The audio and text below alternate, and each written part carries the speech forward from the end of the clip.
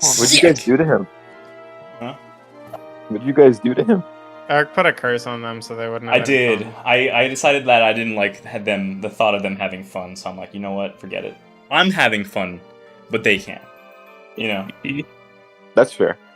I think Eric should be the only person allowed to have fun. That should be like a law. Yeah, I could agree with that. I think that'd be really great, actually. That's a fantastic law. Yeah. I agree. The Eric Fun Act of 2023. Fun act. The fun. It's a law that puts into a new fucking group called the Fun Police.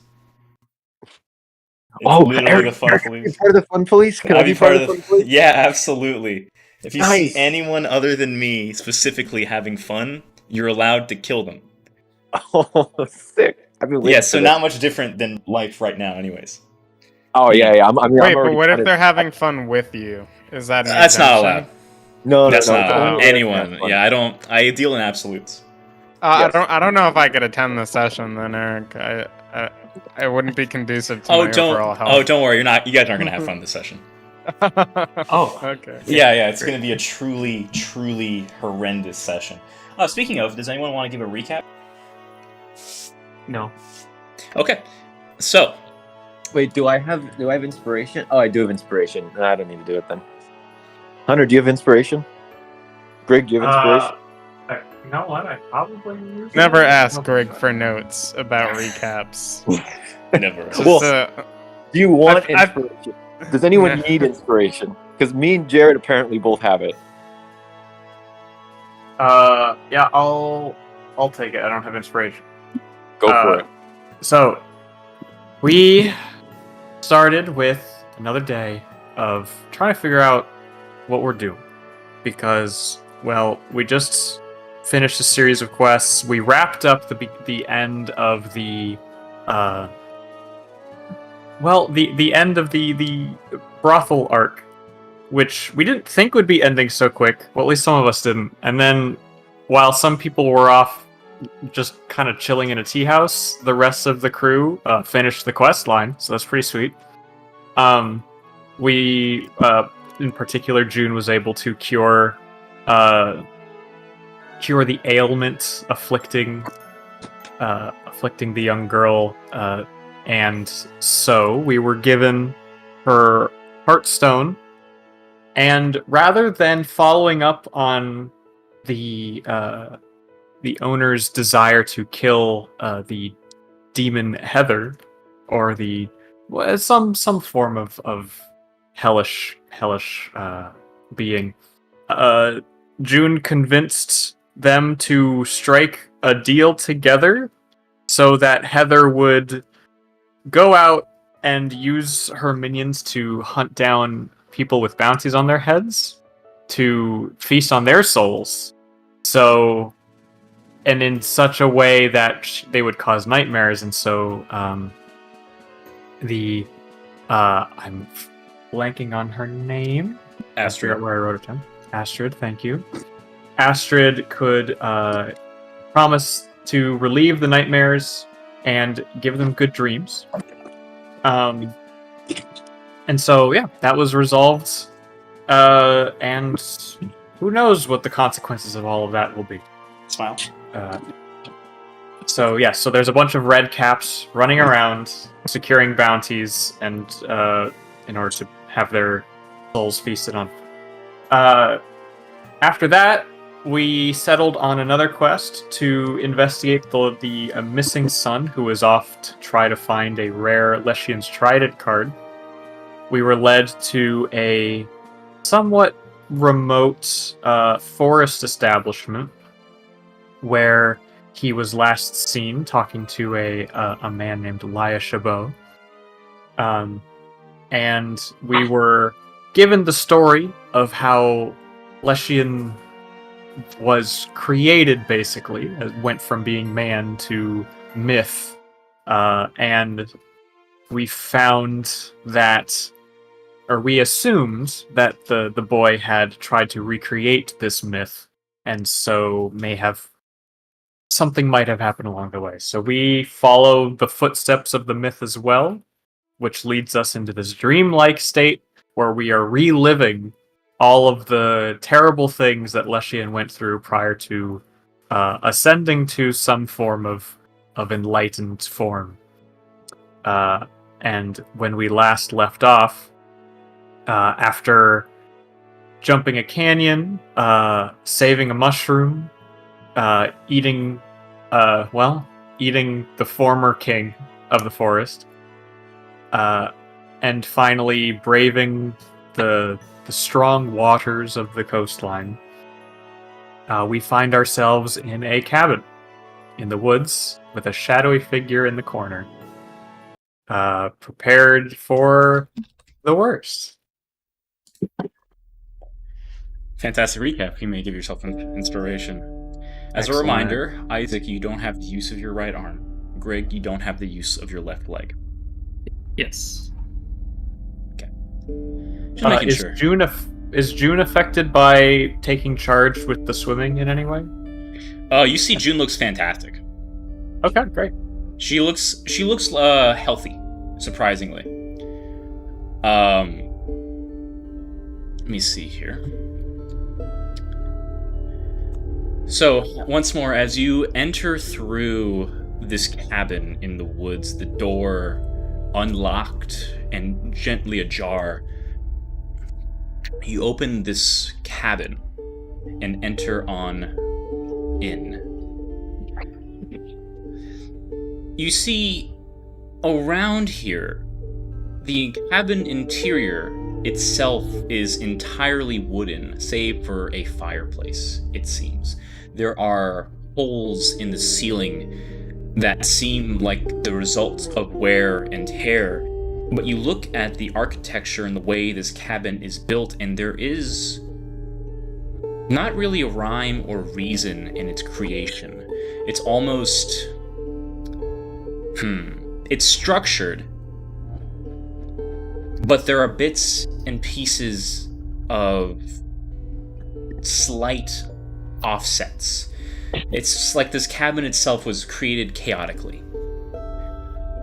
As you look around this interior cabin, there is a faint and gentle orange light which seems to be coming from a small fire in the center of it. You see around there are chairs and some small bits and furniture, all of which are rudimentary and incredibly basic, and there's that same sense of these were created, there's some structure to them, but it's almost like it's not well made. Roll me a perception check, everyone. Okay.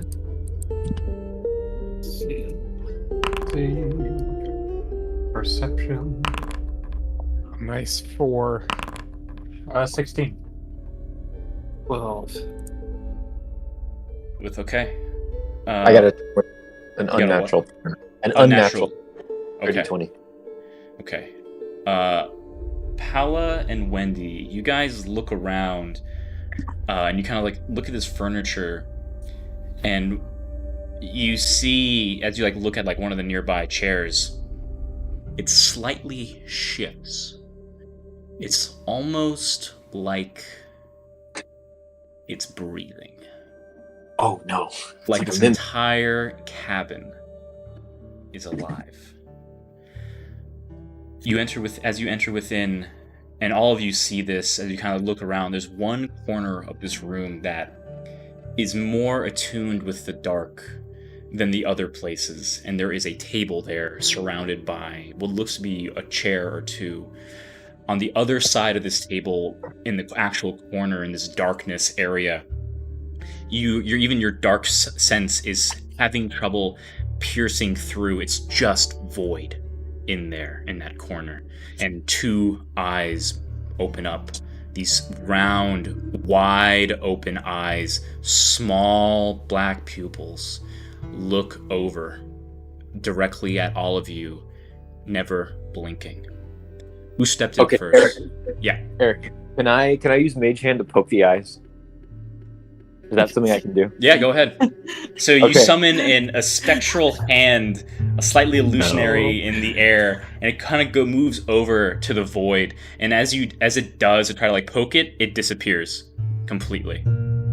The hand or the eyes? The hand. Oh. You Okay. see instead, coming out from the void, a gnarly hand, sickly green, parts of it covered in bark, fingers that are long and thin, curling far too much. Unnatural, chaotic, odd. It emerges from the dark across the table and gestures to a chair on the other side of where the hand reaches from.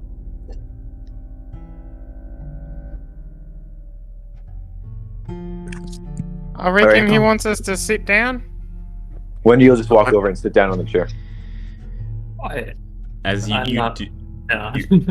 when you sit I did it. down, I'm doing it. I'm sitting on the chair. What when happened? you Tell me, sit Eric. down, I got you. You sit down on the chair, the living bark kind of feeling warm against your touch as you sit down, and you look across into the two eyes.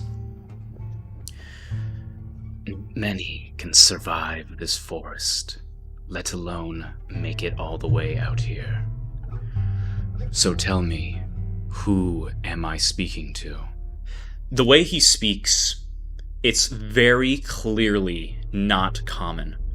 It's harsh, almost guttural, like the sound of breaking branches in trees. Somehow, though, via magic or some other kind of effect, you're able to understand it, though it requires focus. Isaac, you're able to pick up hints and pieces of a harsh version of Jua. Okay.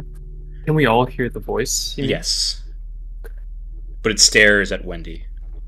In that case, while it's saying this, I'd like to calmly reach down while I'm standing near the entrance, and I'm going to use Divine Sense. Let's see. What does it let you try to find? You can detect good and evil. Until the end of your next turn, you can sense anything affected by the Hallow spell, or know the location of any celestial, fiend, or undead within 60 feet that is not behind total cover. You pick nothing up. Okay. I'll use my magic awareness to sense magic items within 60 feet. There is an incredibly potent, powerful, almost blinding magic coming from the void. There's also, and specifically above it, and you can see that there is what looks to be a sort of glass case almost of a card there. You look and you see it, and its insignia is like this golden filigree around the sides with these swirling inserts around it, and there's like this blue, it's almost like a golden dragon is upon it. And you remember vaguely seeing something similar like this some time ago. Oh, does it look like the card that was in the sarcophagus? Possibly. How do we get that? And I'm gonna point up to it. Oh. The eyes, as you say that, point to you directly, Pala. Does my collection interest you? Perhaps. It seems very powerful. Correct. Come, have a seat. And another chair comes. 3 more chairs. I guess there's 6 of you. 5 more chairs appear around the table. Can I don't want to like move to sit down yet, but can I like try to read the tension in the room from this? Make an See if I insight can check. Yeah. Feel something? Let's see. That's gonna be at 13. There is. Actually, give me 1 second. I'll be right back. Dang, man bailed, huh? You know, my mom told me to not accept free charity from strangers. No.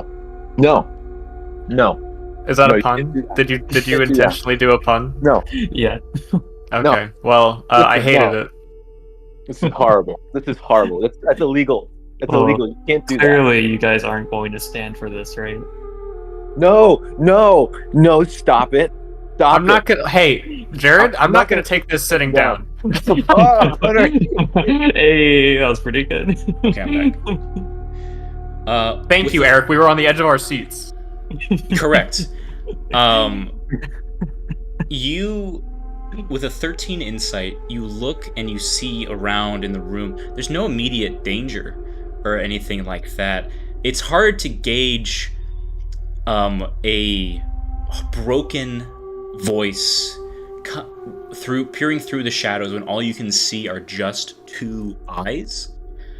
But you don't sense any immediate hostility. Okay. Before we sit down, did a young boy come through here? Heath, the eyes peer at you, peer at Wendy and Isaac and Greg and the others, peer back. Some have ventured here before, yes. I believe I know of this boy you speak.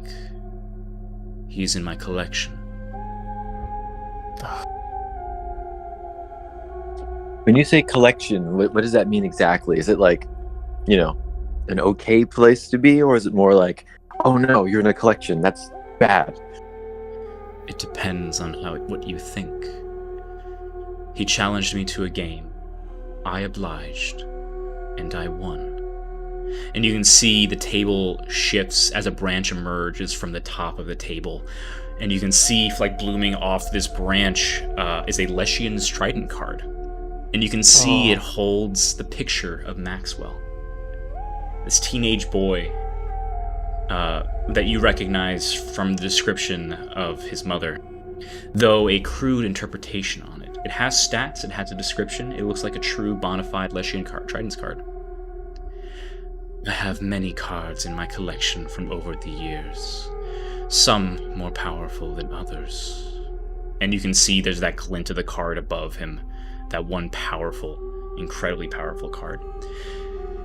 But you can see his eyes focus over to the ones that are not sitting, and he goes, "It is rude to venture into my place of habitancy and not take a seat." Still not quite sitting down, I just kind of gently take a step forward to get closer, comfortable speaking range. Listen, his mother's worried about him. Can we not take Maxwell home with us? If you want He's a this young- card, what will I get in turn from it? What do you Oh. have to barter? Oh, we have lots of great things. What is it you're interested in? Money, or like knowledge, or just like kind of trinkets? We could also fight. We could also play some sort of life or death game where we get trapped inside of a card. There's so many What? options. Now What? a game. No, off of that. That No. sounds fun. Wendy, I you knew idiot. it. No. See, I was just trying to figure out what he wanted. Now we know. He wants to play a game where we get trapped in a card. Yeah, Kinda saw well, that we don't want to get trapped in a card. Well, me neither, honestly. Okay, Mr. Eyeball. What was your name again, Mr. Eyeball Man? It is rude to have to introduce myself when those of you here have not introduced you to me yet. Oh, my name's Wendy. And then this is Isaac. And she just kind of goes through all the names of Hold everybody. on, what? Oh. Wendy just introduces everyone for you guys. Now he knows. And that's I- everyone. I am Leshian. You can Oh. see that you can start feeling, those of you who are still standing, start feeling the shadow encroaching a little bit more. So, Leshian, are we in danger right now? Just being above board and honest right now. If we were to play this game, could we go home if we lost? Or would we be physically stuck inside of a card like Maxwell? It depends on the stakes. Okay, so we want to play a game where we don't get trapped inside of a card. We can go home, but there's the potential for us, if we win, to get Maxwell out of the card. You can keep Leshen's Trident. We just want the boy. Perhaps I'll be more conducive to his conversation. Should the others sit? All right, fine. Go sit down. Okay, but before I move to sit down and help Greg to his seat, I want to tap Greg and give him a protection from good and evil. Let's see. You guys, And then I'll pop sit a down, yeah. squat. The shadows recede a little bit, seemingly calming down this figure. So you wish this card to be returned to you? Not the card. We want the boy. Restored to being human to return to us. That is within my power. However, what do I get if I do this? Well, I'm familiar with Leshen's Trident. I'm not after your prize card. If you'd like to play a game, we can play some rounds for fun. And then, if that's fun enough for you, maybe we can have the card back. How does 3 games sound? Make a persuasion check. I'm gonna use my channel divinity for this bullshit. Alright, let's see. Okay, first one's 24. And 26. 26. Pretty good. You see, almost as if the void gets closer, the eyes stand up, like move up a little bit, like he's standing up straighter. A game sounds fun. I am intrigued. Yet, I will grant you the boy. Should you win, should we have fun.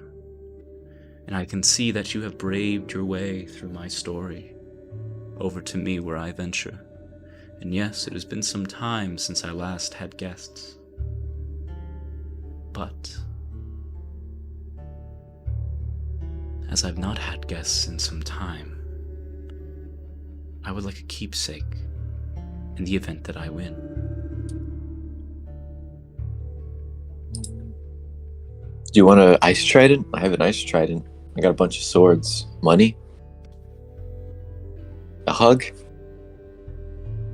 I have no use for money, as you call it, as you describe it. For there's nothing here for me to barter with. It is boring. A trident of ice? Well, I can make something similar. I have no need for it. So what don't you have then? Do you guys still have those drugs? What happened to the? You wanna offer him the drug? Do you want some drugs? We have drugs. Do you want drugs? Place whatever it is you're speaking of on the table. I will inspect it. Well, a couple of us are actually musicians. If you win, then Let's hold on, everyone. We need to stop offering things and just kind of like let the Okay, things that yeah, we've already talked sure. about kind of simmer a little, just Sure, so we don't sorry. throw everything out. Never mind. Then, yeah, it's a good point. Sure. And I plop one bag of drugs on the table. I think this is what they're talking about. One bag of nondescript drugs. Oh, And they're is- very descriptive. The sugar cubes. And is this worth the value of a life? To some people, I imagine. This. And he picks it up, and you see a one large, thin, bony oak finger kind of like go in, open up the bag, and like dip his finger in it, and retreats into the void. It is interesting. And perhaps it has some value. But I do not believe it holds the same value as this. And Maxwell's cards pulls up as well.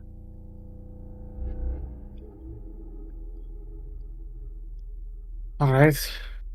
I mean, look, it sounds like you have an idea of how much he's worth. And Hey guys, you're- what if I do like- it? June speaks up. Thank you, Sam.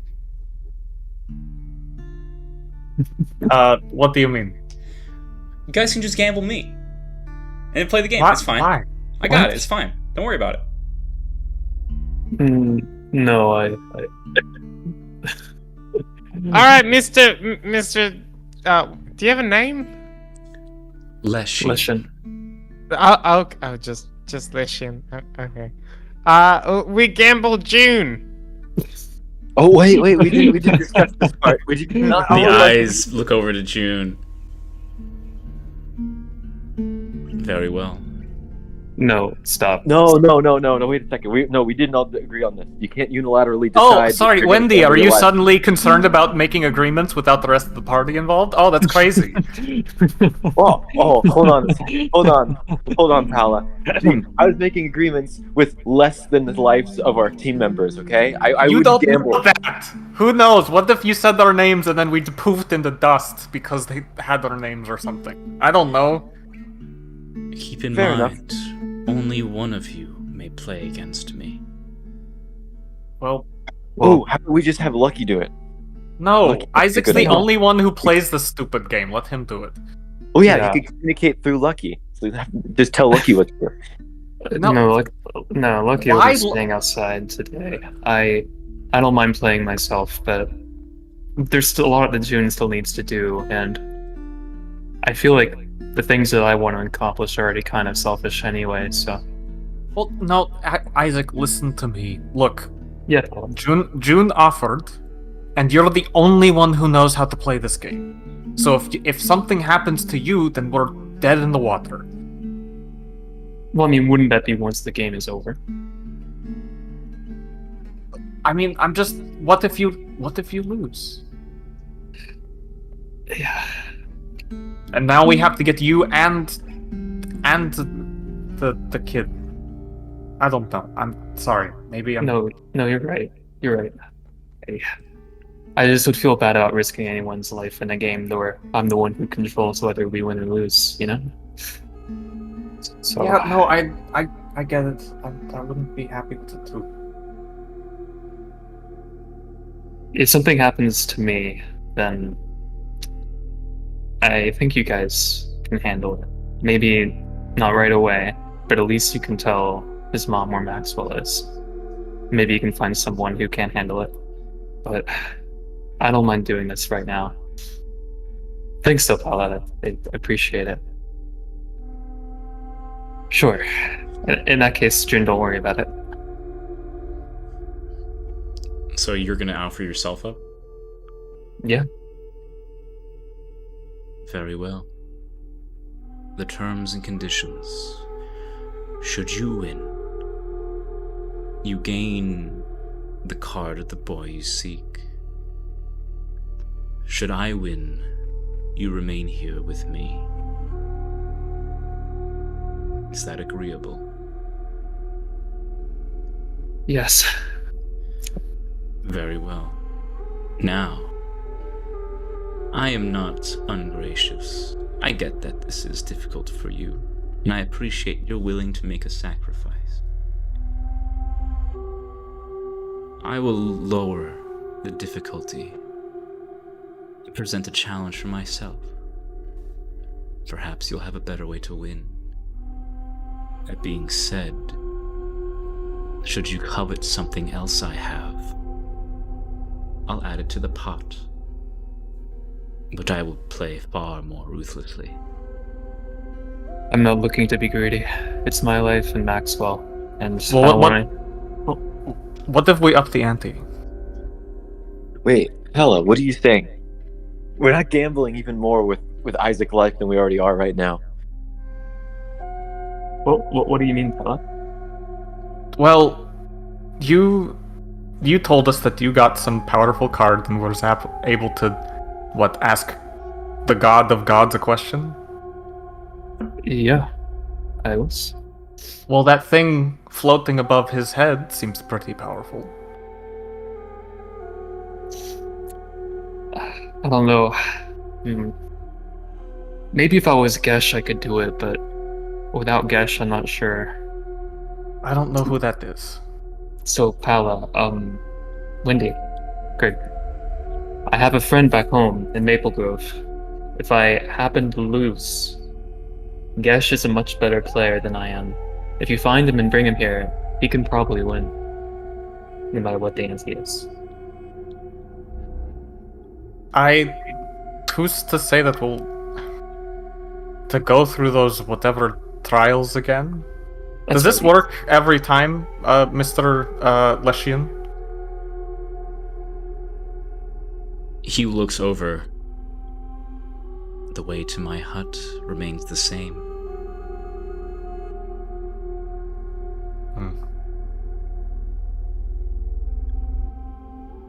I do kind of want that card though. And Isaac, you're good at this game, right? I win and lose. I wouldn't say I'm great at the game. I've never seen you lose. That's true, I guess. You haven't seen me play against Sketch though, my friend back home. But he is fairly good, so I don't know. I guess I'm not sure where I benchmark across Solaris. I think you've got it. And I'm going to pat him on the shoulder, grant him a bardic inspiration, Okay. and say, "All right, I'll throw myself in for the other card. Does that keep it fair?" You see the hand comes out to the middle of the table and does like the hand, like, you know, the hand thing where you like tap your fingers on the table itself. He does that. He does that for a bit and thinks for a moment. I think that can be done. Should I win, you both stay here. Should you win, you will be granted the 2 cards you seek. You see the card above him comes off the mantle and enters the void and into the table itself. You see that the hands tap once more on the table. Leshian's strident normal rules apply. If I fall before you do, you win. If you fall before I do, you lose. But I do respect you making all the way here. The vast majority who do try to find me perish along the journey itself. So in this case, I will add an additional victory condition for you since you did so well getting to this point. If you can survive for 5 rounds, it will be your victory. Okay. Is this agreeable? Thank you. Yes, thank you. He sticks his gigantic hand of bark out and brings it out in the middle of the table for a handshake. Mm-hmm. I'll try to meet his eyes and then reach out across the table without anything on my hand to shake. Then you are the leader. And he looks around the table. And you must command. You see his eyes glow, this red and like wisps of like this reddish energy come from it. The cabin itself seems to move and shake. You are left out in the void itself. The rest of you all around, you can feel your body shift and morph as you fade away into unconsciousness. And right in front of you, Isaac, as you sit in this table, along this big old table, starts to gather up in bits and pieces. The area and the terrain all around change completely and utterly. You find yourself in a completely different space as you are brought ahead in this void as you see these 2 eyes, these 2 long, thin bark hands come out, and there are you see that he has a deck out. You have your deck out. And then there are 5 additional cards for you to use that are shuffled into the deck. 1 for each of your companions. You sit there, looking Leshian in the eye as the battle begins.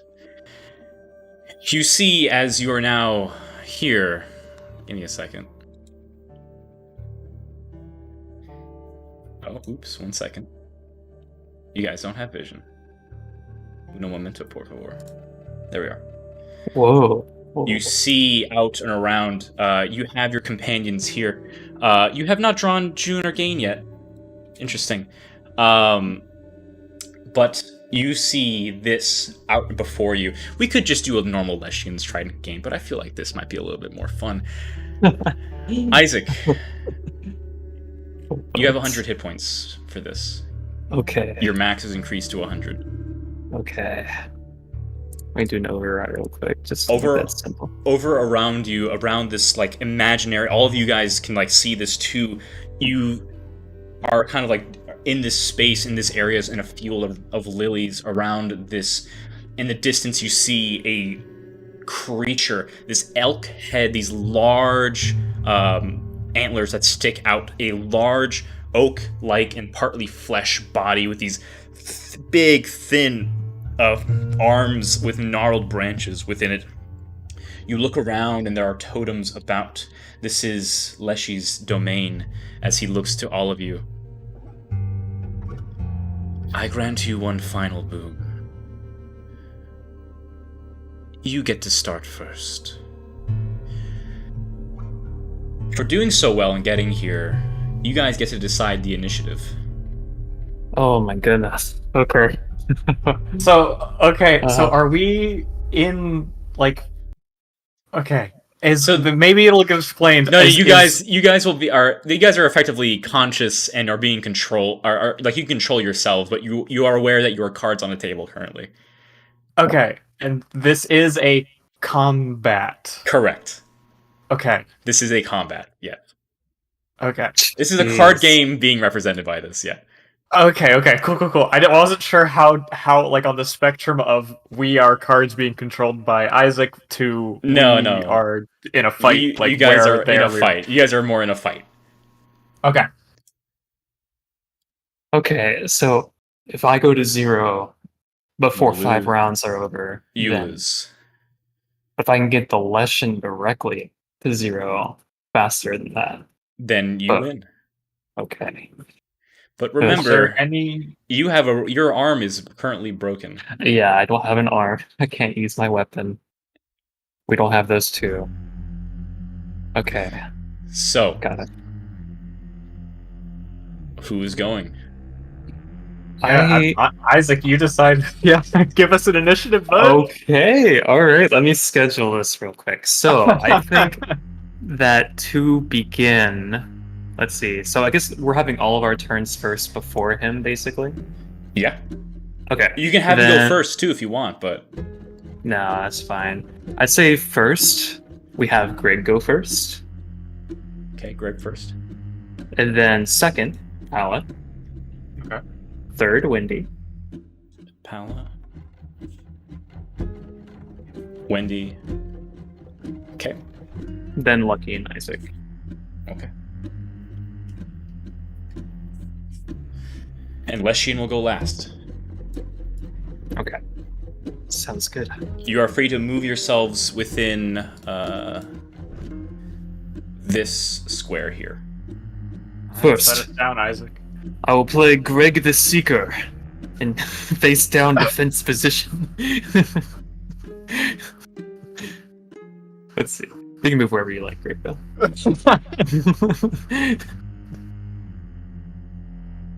Face down, defense position. Perfect. Good job, Yeah. Greg the Seeker. So you guys are just a reminder, like Isaac's like this is essentially Isaac's playing Leshian right now, but you guys have full autonomy on your turns and all that shit, Yes. unless you want Isaac to tell you what to do. I mean, I think it's cool to just have him do it a little bit at least. But yeah, Sure, okay, sure, yeah, okay. All right, I'll move you guys into your starting positions then. Let's see. Which one is it? Grig, you will go right. Let's see. Here, Greg. Here.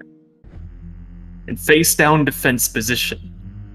And then does Greg get his combat now? Or like what we like to do? What was that?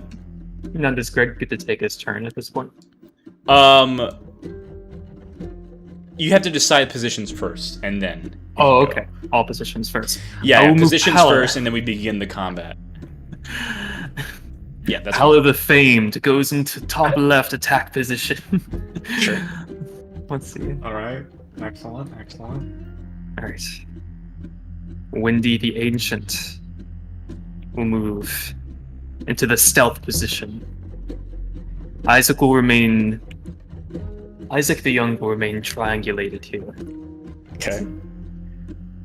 Is that your starting formation? Yes. We'll begin combat. On initiative count 20, this is Leshun's lair. Lair action goes off. You see, as the battle starts, you all are fighting against each other here. Leshian, the fog clouds and the night around you switches into, the clouds begin to swirl around and a torrential rain begins. You hear the sound of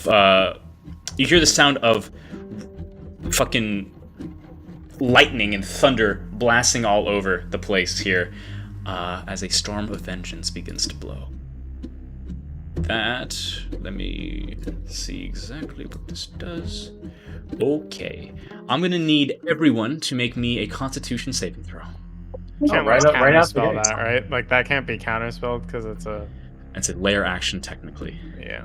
It looks like Greg is probably within my range, so you get a +3 on that. Let's see. What kind of throw was it? Constitution saving throw. saving throw. Constitution saving throw. Oh, am I in range? I don't know, are they within 10 feet of me? You think you're- Oh, I don't 15 think I am. feet. Oh, 15. actually. I can't. Yeah. Dang. Oh, that's fine. I'm a fool of a ooh. player. I wanna. You know what? The I'll DC for inspo this, that. I'll let Oh. you know is 15. Yeah, I'm gonna inspo that. Dang it. I'm a fool. Let's see. You have Bardic still. Oh yeah, If you need it at some point. I wish I could get it. Okay. With inspiration, I made this. Okay. Who failed here? I failed. Just Wendy. Yep. Yeah. Wendy, you take 5 points of thunder damage and are considered deafened. What? What'd You you say? cannot deafened.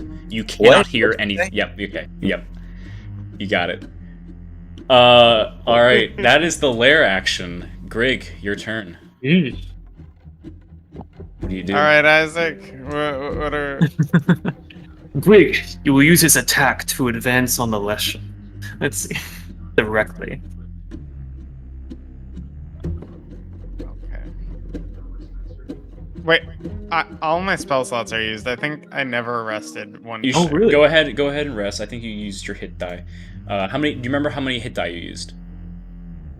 When I rested, Yes. maybe 6. Was that the right amount? You I don't- used 6 hit die. Is when was the last rest that we got? Because I just don't think I rested. Oh, okay. If you didn't use your hit die to regain any hit points, then you're gonna keep the hit points you have right now, but then you can just regain all your spell slots and stuff. Okay. Alright, so 31 health. Because I have to ask, Wendy, because you failed this, you feel the wind and the rain sap into your body. Would you rather lose a hit dice or a point of exhaustion? Oh. Hit die or point of exhaustion. Well, what does 1 point of exhaustion do to you again? Let me look that up. Disadvantage on ability checks and saving throws. Or no, just ability Oh. checks. So, like, what will I get? Will this get undone at the end, or like, is this like permanent now? Until You I don't know. like, Who knows, man? Who knows? I'll take a point of exhaustion. That feels like it's easier to fix than losing a hit die. I never hear about that one. Mm-hmm. All right. For sure. Go ahead and mark a point of exhaustion as you feel your body shiver and shake within the storm here. Grig, what are you doing? All right, Isaac, I got 4th level spell slots to go through, or just one. So we're hitting them with psychic, fire, or water. Okay. Grig the Seeker uses fire to advance directly on the Leshen. All right, am I moving anywhere or staying right here? It's up to you. Okay. All right, I will use fireball on the Leshen. Go ahead and roll your damage for that. He's gonna go ahead and make a dexterity saving throw. He rolls a 14, so he just makes it. Taking 16 points of damage, doubled. Because he's repulsed at the fire. A giant fireball comes out, and you see the field of lilies bursts into flame all around him, and you see like the tree behind him starts to blow again, and you just see him like recoil again in the flames, and you can see that the flames burn away at like a lot of the moss and the bark that is on his body, clearly wounding him. But you see after that he like hunches back into place. Wound still staying there, but he focuses forward. He seems to be used to taking pain. All right. Okay. You want me to stay right here? He remains face down in defense position. That's not how that works. He returns to defense position after attacking. Aggressive That's start. pride is very unfair. I cannot understand that. Pala, it's your turn. Okay, do you want me going for the ads or the guy? Pala rages and advances directly for the Leshen again. Alright, we're gonna try to take him out early. Okay, so I will activate my rage.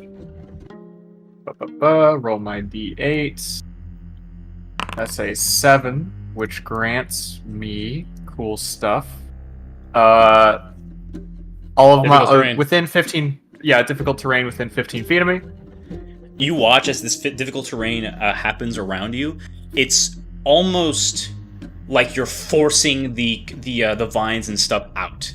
It's like a charm effect almost. This is very much the domain of Leshen, you know that, but you're currently using that to your own advantage as you bring him out, and these vines and these flowers feel hostile and hurt, but they obey you. So 15 feet. Oh, this kind of sucks for some reason. Okay, so with that, how clear is it that he took extra damage from the fire? Very clear. Okay, cool. Yeah, so you guys I'm are going aware to he's vulnerable to fire. Cool. So I'm gonna equip the Manticore Maul, and head on in. I believe that's within range. Yeah, for sure. I'm gonna attempt to run up to here. Okay. Yeah, you make it. Okay, cool. And I'm going to take a swing with the Manticore Maul. I guess we're trying to go for. I don't know, Isaac. Am I doing this recklessly? Yeah, let's go for it. Reckless. Okay, reckless attack. We are raw force. Raw force. Wow, even with, again, 14. Oh. That will not hit. Yeah, You watch as you get forward towards him. This large, he's like easily at least 10 feet tall. These massive tree-like body. Still clearly humanoid, and you can see there's like flesh bits poking through, and it just like looks at you as you approach, and then turns its head back to Isaac as you swing out. It's almost like the vines themselves kind of protect him and pull you just enough out of the way. That was your first hit. All right, second attack. Hopefully this is a good one. Let's go. 24 to hit. 24 will hit. Go ahead and roll your damage. Excellent. Break through the vines, hitting him in the leg. So 11 plus 3 bludgeoning, so 14 bludgeoning 14 and bludgeoning. 1 fire damage. The Manticore Maul is not magical, correct? No. You see- Well, it is a match. Isn't it magical? It is not. Isn't considered it by magical. definition? Oh, interesting. Okay. It doesn't give you the +1 on attack rolls and saving throws, on attack rolls and damage, right? Oh, I misunderstood the definition of magical items. I figured the fact that it was enchanted to also do fire damage made it. It's a little different. It's a little different here. Okay, fair enough. Fair enough. The Manticore Maul bounces off his leg, dealing no bludgeoning damage, but a little bits of the fire seem to prevail through. Dang. Okay. All right. May have to switch to. Now you learn he's immune to that. Yeah. Mm-hmm. Okay. That was bonus movement and actions. Yeah. I'm done. Dang, immune to bludgeoning. Oh, that's crazy. Okay. Wendy, your turn. All right.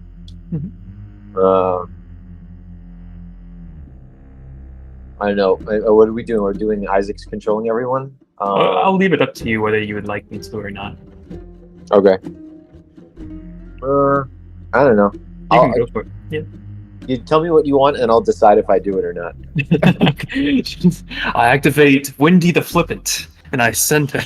Wendy the Flippant. She will hex the Leshen and skulk through the forest between the northeast and then the Leshen and prepare to gauge the situation. Strengthen herself by covering her weapon with her blood. Let's see. All right, I'll cast Hex on it. All right, Hexed. What did you want him hexed as? We'll take his strength down and remove the score down 2 levels. Let's see. All right, he's weak to strength now, or disadvantage to strength. Disadvantage on strength checks and saving throws. It's just strength checks, yeah. And you wanted Wendy to go to the northeast? Like between, like straight up basically. And then Right you would there? probably use around there somewhere. And then Okay. use your blood to cover your weapon.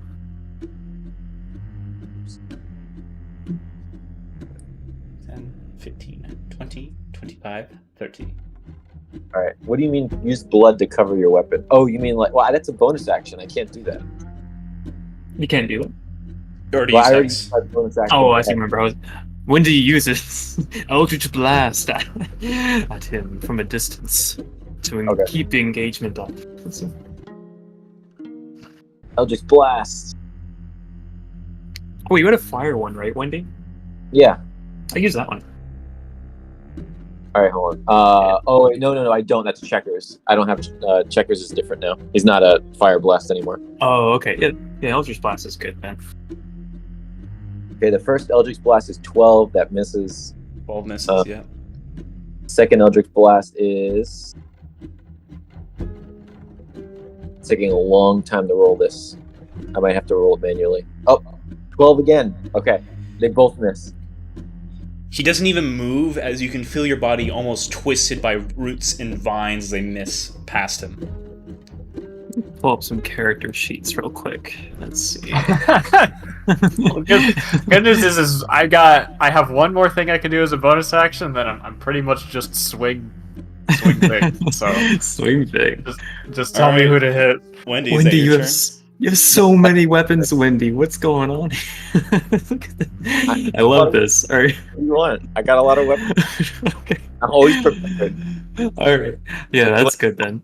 All right, Wendy, that's the end of your turn. You're still deafened. Yep. Isaac, your go. Okay.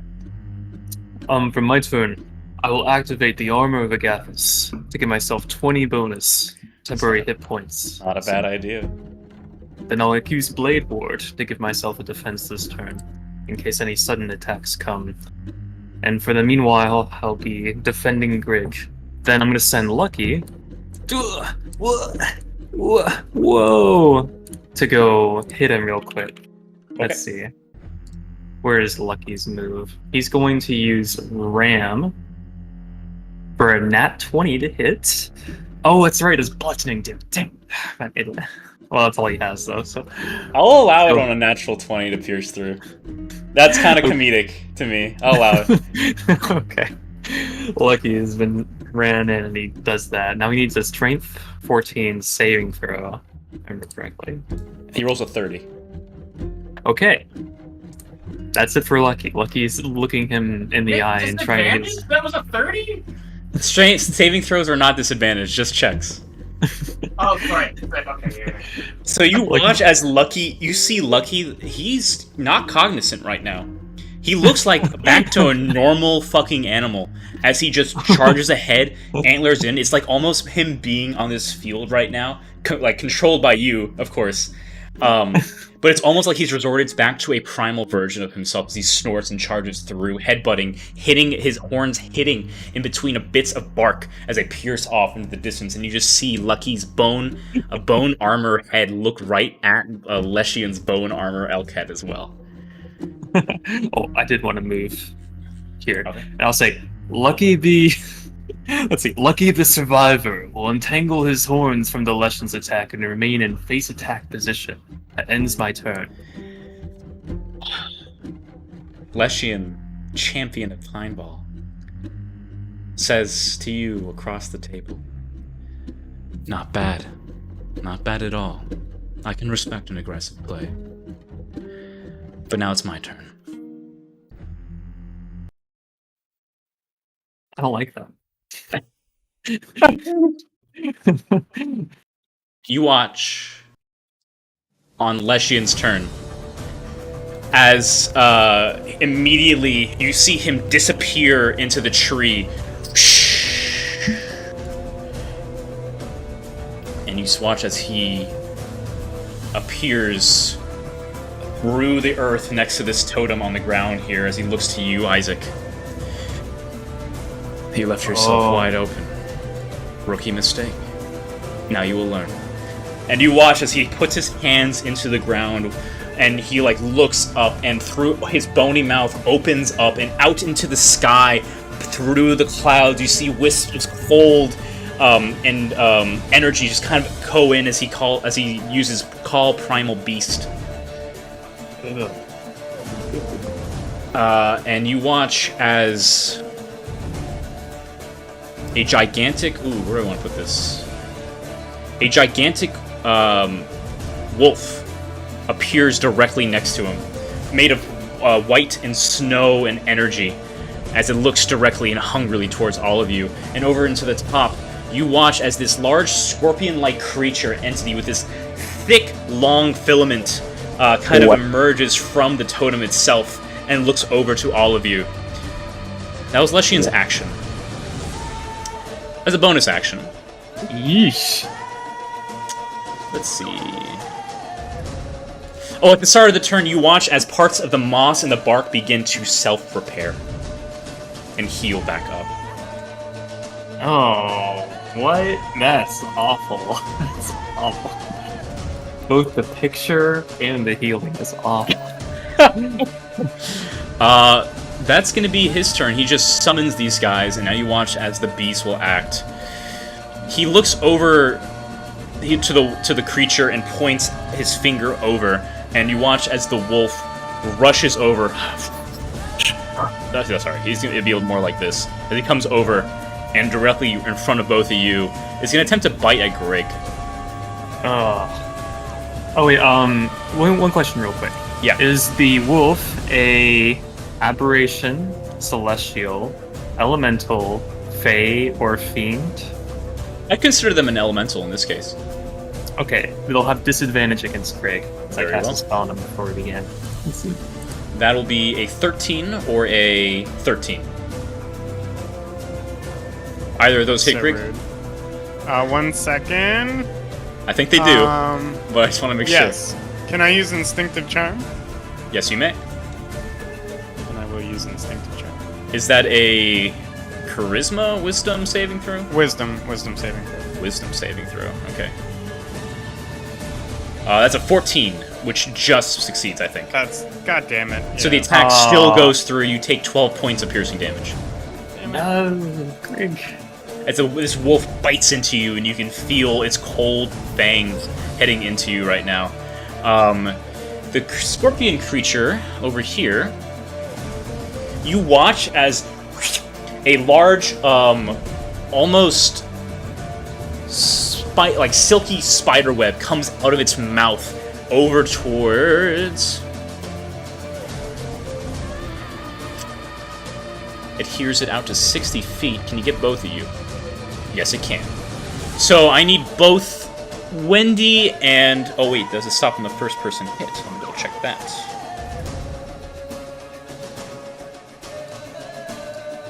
Man, we're having a duel right now. For real, For real. Wendy, I need you to make me a strength saving throw as a white filament comes and hits you. Okay. I clicked on the button. It's thinking. It's gurgling. It's thinking. It's working on it. I rolled a 4. Yeah. You are considered grappled by this filament here. And grappled in this way... Okay, yeah. You're just grappled and you're just like stuck there as you feel this adhesive web all around you here. Cozy.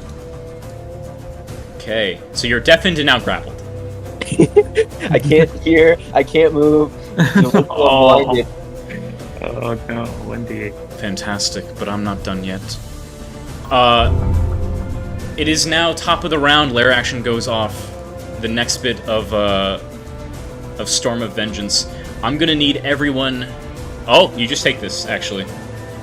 Everyone takes 6 points of acid damage as you feel the rain starting to burn through your skin.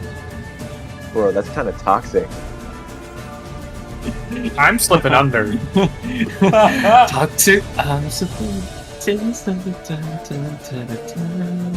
Alright, Okay. that's gonna be the lair action. Grig, is now your turn. You feel this giant wolf biting into you. You see Leshian behind you, and all your allies are kind of far from you, except for Isaac. Okay. Alright, I'll do something about... I'll use Isaac to take care of the wolf. But for now, Grig, you will turn into face-up attack position Face up attack position, you got it. to attack both the Leshian and the thing he teleported through with Fireball. Oh, fireball. I wish I could. Oh, wait. Can I throw another one? Yeah. Oh, I'm sorry. You actually... Sorry, he does not... That regeneration effect did not take place. I apologize. You watch as the fire burning through the bark seems to inhibit it a bit. Alright, fireball it is. Alright, fireball is 20-foot radius, just as a... Mhm. I think that... Okay, so... You can move it back a move little bit. Yeah, away yeah. from Isaac. Alright, that's a dexterity saving throw for Leshian. He fails with an 8. He will use a legendary resistance instead to succeed. Oh. Alright, that's one off. The totem is burned away completely. Awesome. And Leshian instead takes 22 points of fire damage. Okay. You watch as the flames continue to burn through his skin. And the bits and bark. As he looks like he's taking some hits for sure, but he's still there, unmoving, almost uncaring, as he looks towards and assesses the field tactically. Is that your turn, Grig? Isaac, am I just sitting right here? Let's see. I would say that... Let me pull you up real quick. Actually, how much health do you have, Grit? I'm looking at your stats for real. 11. For real. That's how much you have left? Mm-hmm. Okay, yeah, stay there. He stays there in face-up attack position while I move Pallid the Advancer now, transform her into a reckless machine to move down south to take him out. Ah, but before you do that, I think it's a trick of my own.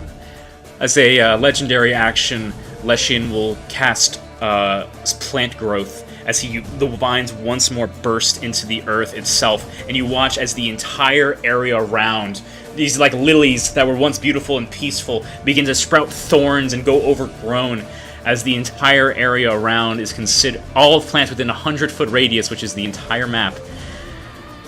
A creature moving through the area must spend 4 feet of movement for every 1 foot it moves. But that's what you don't know. I didn't know we were playing with hand traps, or I would have used different cards. However, Palla will turn into Palla the Winged and advance towards you still. That's right. Bonus action, fly, idiot. Didn't you already use that to try to advance past the water? Did we? I thought we long rested. No, you short rested. We short rested. Okay, well then no, I cannot fly. That card has been discontinued, so Paladin the Advancer returns. I'm not sure what the Paladin the Advancer now. Really, I do. So, wasn't there a whole thing about like sacrificing to make things stronger or something? What if? I mean, do we really need Lucky? No. So we don't really need them. No. All right.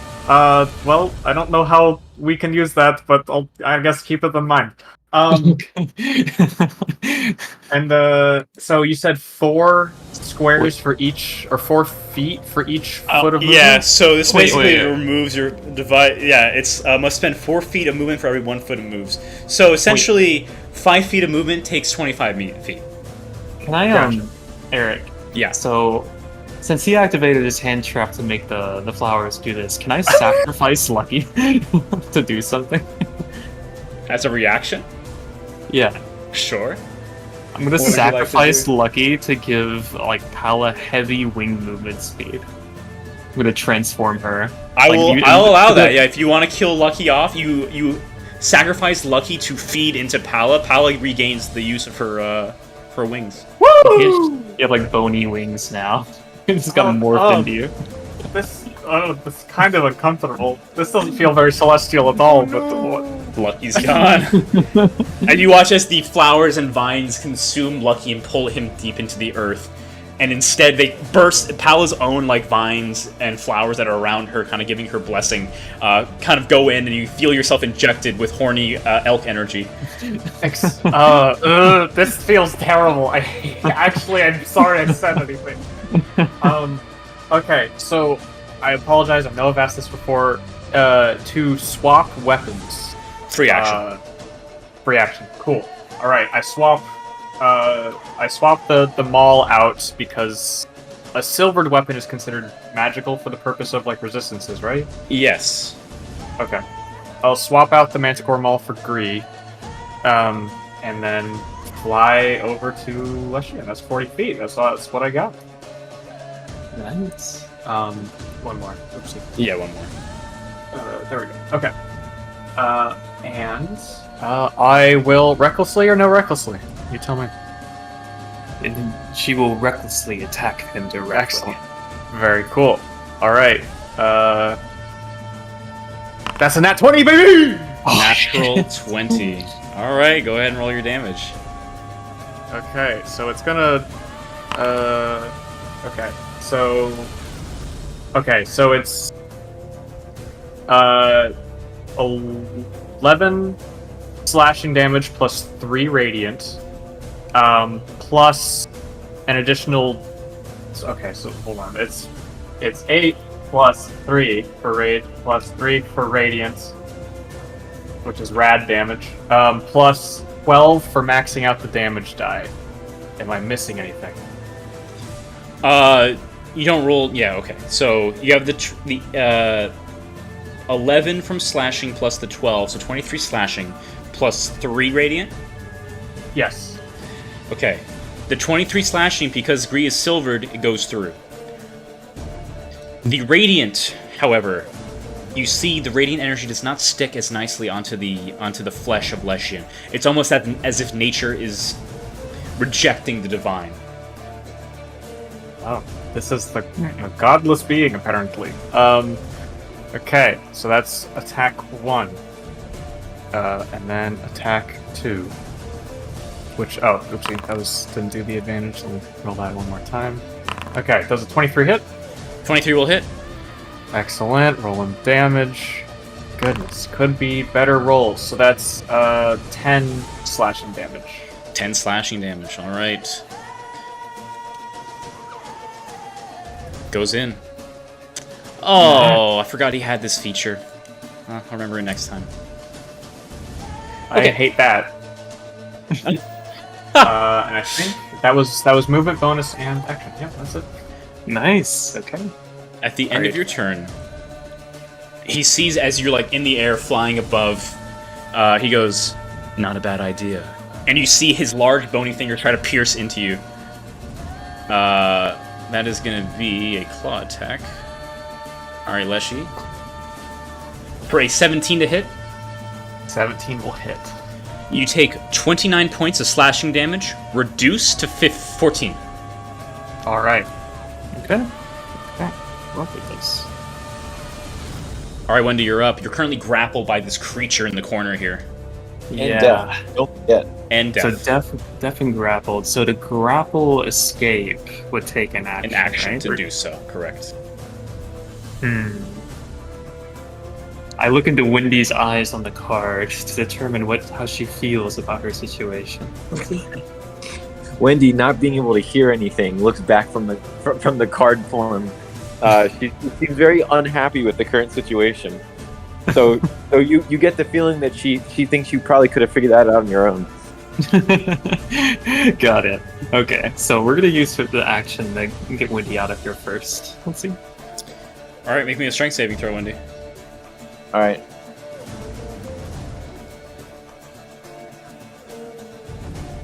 Okay, you know what? I get a +0 to this. I'm just gonna roll a d20 on here because the thing is just being stupid. 15.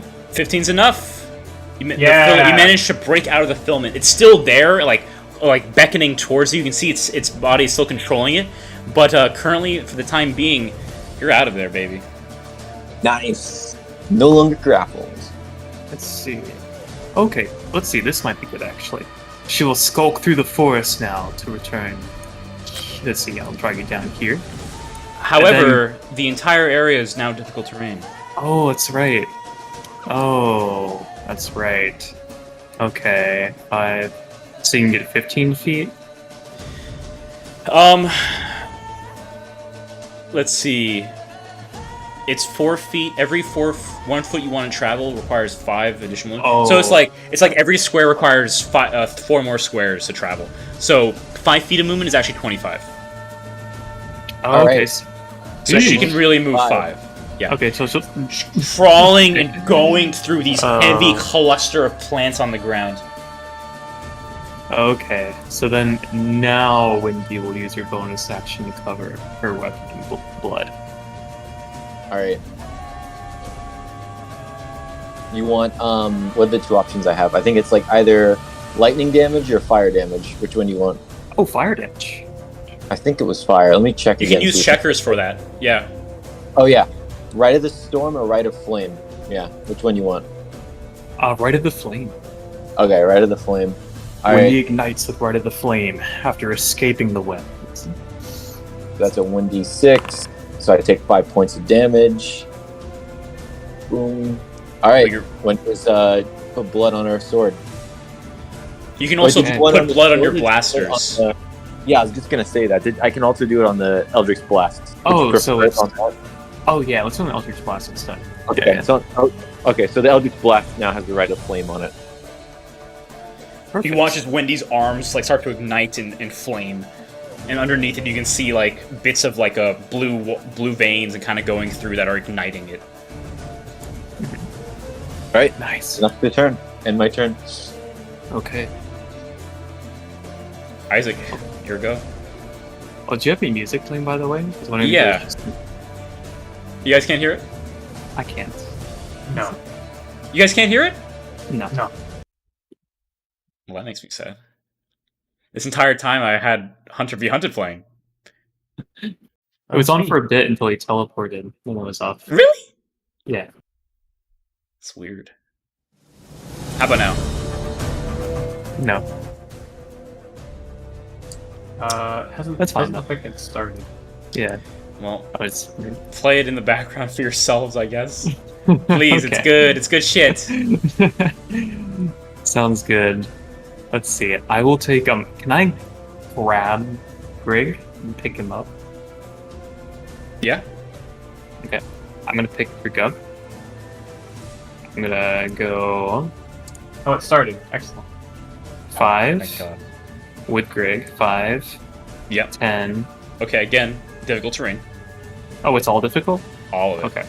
Okay. He seems Then to be I'll just- concentrating on it, but Then I'll take 5 and I'm gonna toss Grig to the northwest. you're just gonna eat him? Yeah.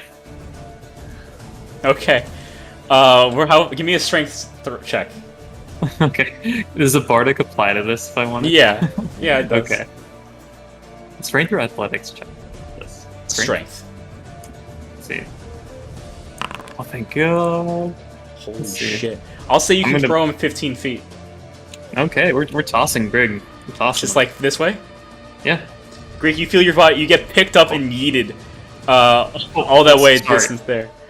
Oh, actually, I want to throw him closer to Wendy, so like 5, Oh, 10, okay. 15. See. Yeah, sorry. Like- So like maybe over- directly north. Okay, like right there.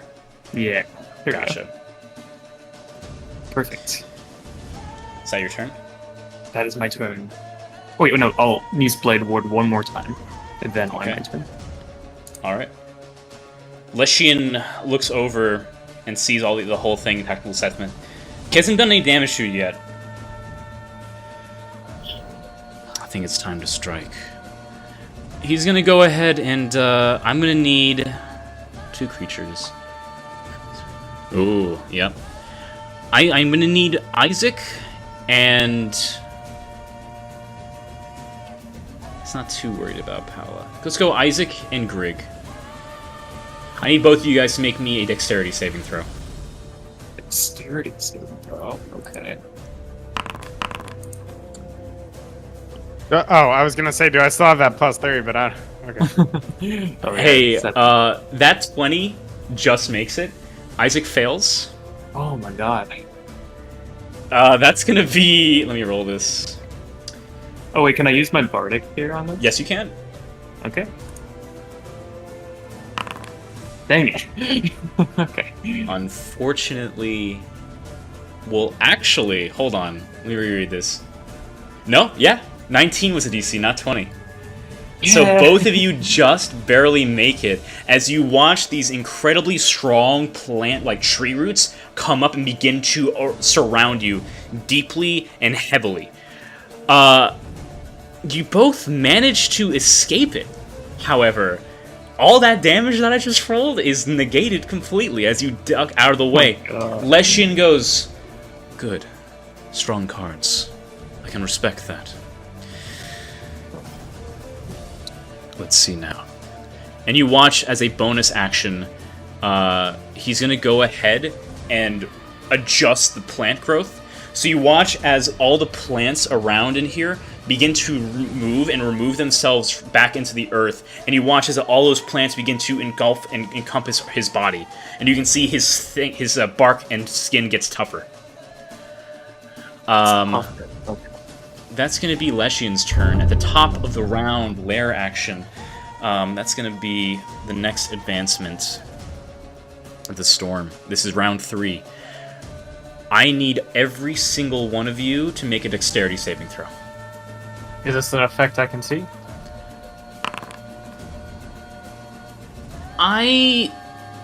This one's really hard because it's like instantaneous, but you can see the storm, so I'll allow it. Okay. Oh, are the wolf and the other thing gonna go? Oh, thank you so much.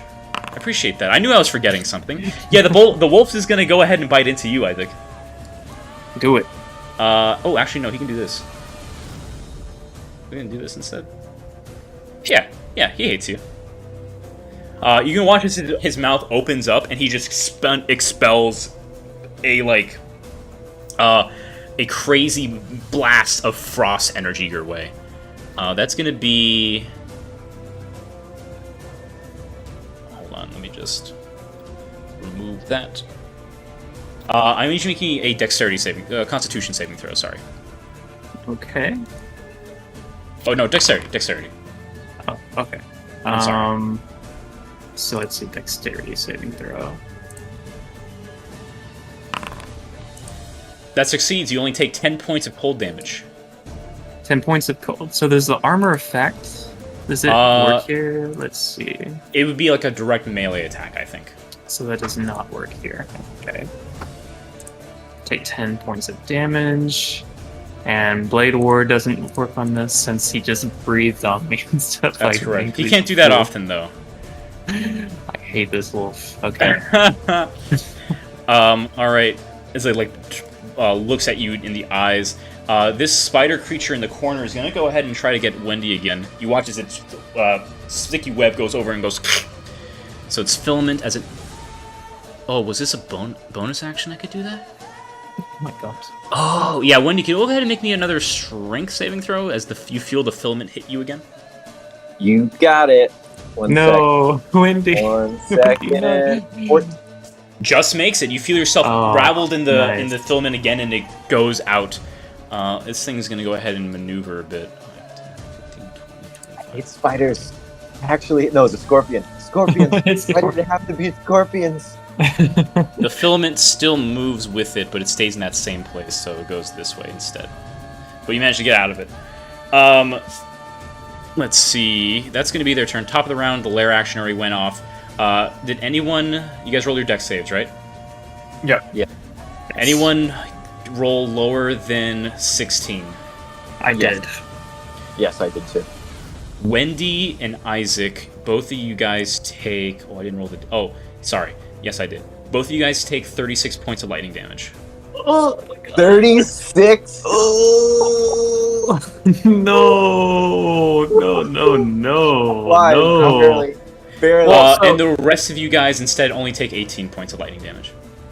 Okay, so just to be sure, you said that at the beginning of the game, Isaac has 100 health, right? Correct. And then he got the Okay. extra 20 because of Armor of Agathis. Yes. And this is the first time he's been hit. This is the first time he's been hit. I mean, I would like if he hadn't been. You guys are trying to go for a very important card. This is a hard battle. Yeah, I'm down. I understand. You guys watch as a lightning bolt hits the earth here, and you watch as Greg healing falls. spells. I have no healing. Falls. Oh wait, no, I do. I do as well if I absolutely need to. But keeping you alive is more important. Yeah. Leshian, as this lightning strike goes, Leshian looks to you, Isaac. He looks to Grig, your card up, Grig, on the table. He goes, "A worthless card can't do much except be sacrificed." He's saying you should do it. He's telling you to do it. What do you do, Isaac? Greg the Seeker. Thank you for your service. I cast him into Greg the King and explode the card to give fire, heat to Pala. Grig, you you now go on Pala's turn, and you get to roll damage as part of her weapon. Okay. I'll say you cast spells as part of Pala. Like I'm like as in yeah. Let's do it that way. Let's do it that way. I think that makes more sense. As an action, you can choose to attack with Greg's spells or Pala attacks. I think. Oh, okay. So All Greg, right. shh, gone. Considered The fire dead and runs in sacrificed. Now, Pala, advance and use Greg's power. Burn the Leshian directly. Okay. Yeah, Greg. What does Gree look like now that you are part of it? I mean, I want to be silly and just say that it just has like my face on it. That's Yeah, fine. that should be it. That's great. That should No, that's totally be it. So you watch as Grig's face appears on Gree. It's entirely unsettling. When you take the extra, I think this makes more sense. You can, as an action, you can cast a spell and then make an attack. One additional attack. Okay, so I can replace one of my 2 attacks with a spell, is what you're saying? Yes. Okay. Alright. Yeah, Greg, what spell are we casting here? Fireball! Fireball! Greg smile at this Greg with a fucking the beautiful beaming smile. You watch as the mouth opens up a little bit, and like you hear a tweak, like a very happy, jaunty tune as a fireball comes out of the mouth of Gree, hitting behind Leshian. Leshian's gonna make a dexterity saving throw for that. Rolls a 1. Yeah. He's gonna use a legendary resistance. That gets burned up. He takes 24 points of fire damage, and he cannot regenerate as a result of that. Yeah! Okay. Leshian's starting to look hurt. Nice. Okay. And with my follow-up, I'll reckless him. And get one good clean reckless attack in. Go On for the it. other side of Brig, the smiley, the other side of the weapon has his face, but it's frowning. That's the It's melee. no, his mouth is the hole in the guitar. Oh. Yeah, that's better. Yeah, That's yeah, way yeah. better. Yeah. Okay, 20 yeah, hits. 20 just hits, 20 actually. Oh, sick. Yeah, because he defended himself. He added. Oh, he I'm had some sorry. armor, No, right? thank you for reminding me. 20 does not hit. No. Oh. All right. I guess it doesn't hit. Is there anything else I can do? Yeah, his normal AC is 20. It's higher now. Gotcha. All right. I will give Isaac another bardic. Okay. And would it be helpful to move anywhere, or am I good where I'm at now? Let's see. Let me look at the squares real quick. I would say maybe you move 5 feet to the left. To the left. Thematically, yeah. Okay. All right. Perfect. As a bonus action, at the end of your turn, sorry. Okay. Yeah. At the end of your turn, Leshian's going to use legendary action to... Do I want to do that? Oh, I Do keep you wanna forgetting do it? he has this thing. God damn it. Whatever. Fine. It's fine. We're good. Da-da-da-da. Okay, yeah. You watch as he turns into a flock of crows, and he teleports. It's actually the Western fight. That's awful. Teleports. Yep. And he's gonna go... He's gonna go over here. Because he doesn't need to be close up. Where is he going? He's going over to the top right. Oh. Alright, that's gonna be that. And that's gonna be that. Wendy, it's your go. You see Leshian teleport right next to you. So, Wendy's not bind. Wait, Wendy? Not binded. Not binded. Not binded. Okay. Wendy's definitely not vibing right now. That's for sure. She's not vibing. Not vibing. He's not vibing. Alright, Wendy, you're gonna be our strong card this turn, alright? Okay, so we're gonna move backwards with Wendy. Just so you know, Wendy has 7 hit points, okay? I don't know Yeah. if you saw that, but she only has 7. we're retreating directly away as far as we can with Wendy. Okay. So That's 5 feet, right? yeah, 5 feet. So you move like 1. Oh no, that's gone now. Oh, okay. Yeah, Yeah, you can that move lasted over for here. just the round. And then now she'll turn around after she's done running. I'm just kidding. She runs back into face attack position. She'll cast fire on you, Leshian, directly. Let's see, Eldritch Blast time. Alright, Eldritch Blast, let's go. And you have Hex, right? So we get the extra damage. I get some hits. Yeah. I know. I'm trying to roll it. Give me a second. Where's the button? Oh, whatever. Okay, so 1d10. No, it's a hit plus 8 to hit. So 1d20 plus 8. Hold on. Okay, so that's a 20 to hit. That does Unnatural. not hit. Okay, we're gonna roll again. That's a 10 to hit. Neither Does hit. not hit, unfortunately. Gosh, dang. All right. Bonus action? Question mark. What do you want to do with it? I think you've pretty much used most of your bonus actions, haven't you? Yeah. There's not really much I can do unless I have a potion of healing floating around. Let me look. I do have a level 3 potion of healing, but I'll let Isaac decide. Okay, let's see. Wait, you only had 11, right, Wendy? I almost see your HP. I have seven hit points right now. 7. Yeah. Okay, yeah, that's fine. Go ahead, go for it. That is a level 3 potion of healing, though. It might be useful later. I feel like we might be getting close to the end. Let's see. Actually, this I think is we have a round better 3. use for it. Yeah, let's keep it. Yeah, And Wendy that's what I'm survives gonna next hold on turn. Yeah, I think we have a plan for that actually, and so keep that, Okay. and we'll say Wendy's turn. Yep. All right. I hate to say it, but giving it to Isaac might be the play. Yeah, I think that might be it too. At the Let's see. end of Wendy's turn, Isaac, you see the lightning above you come and strike directly down upon you. I need you to make me a dexterity saving throw. Okay, let's go. 16. Fails. You have a bardic. You have a bardic. You have a bardic. Okay. Yeah. 90. Just makes it. Oh god. Instead of 40 points of lightning damage, you only take 20.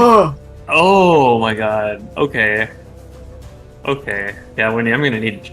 I'm gonna need that drink. I'm gonna need that. I'm gonna need that drink, guys.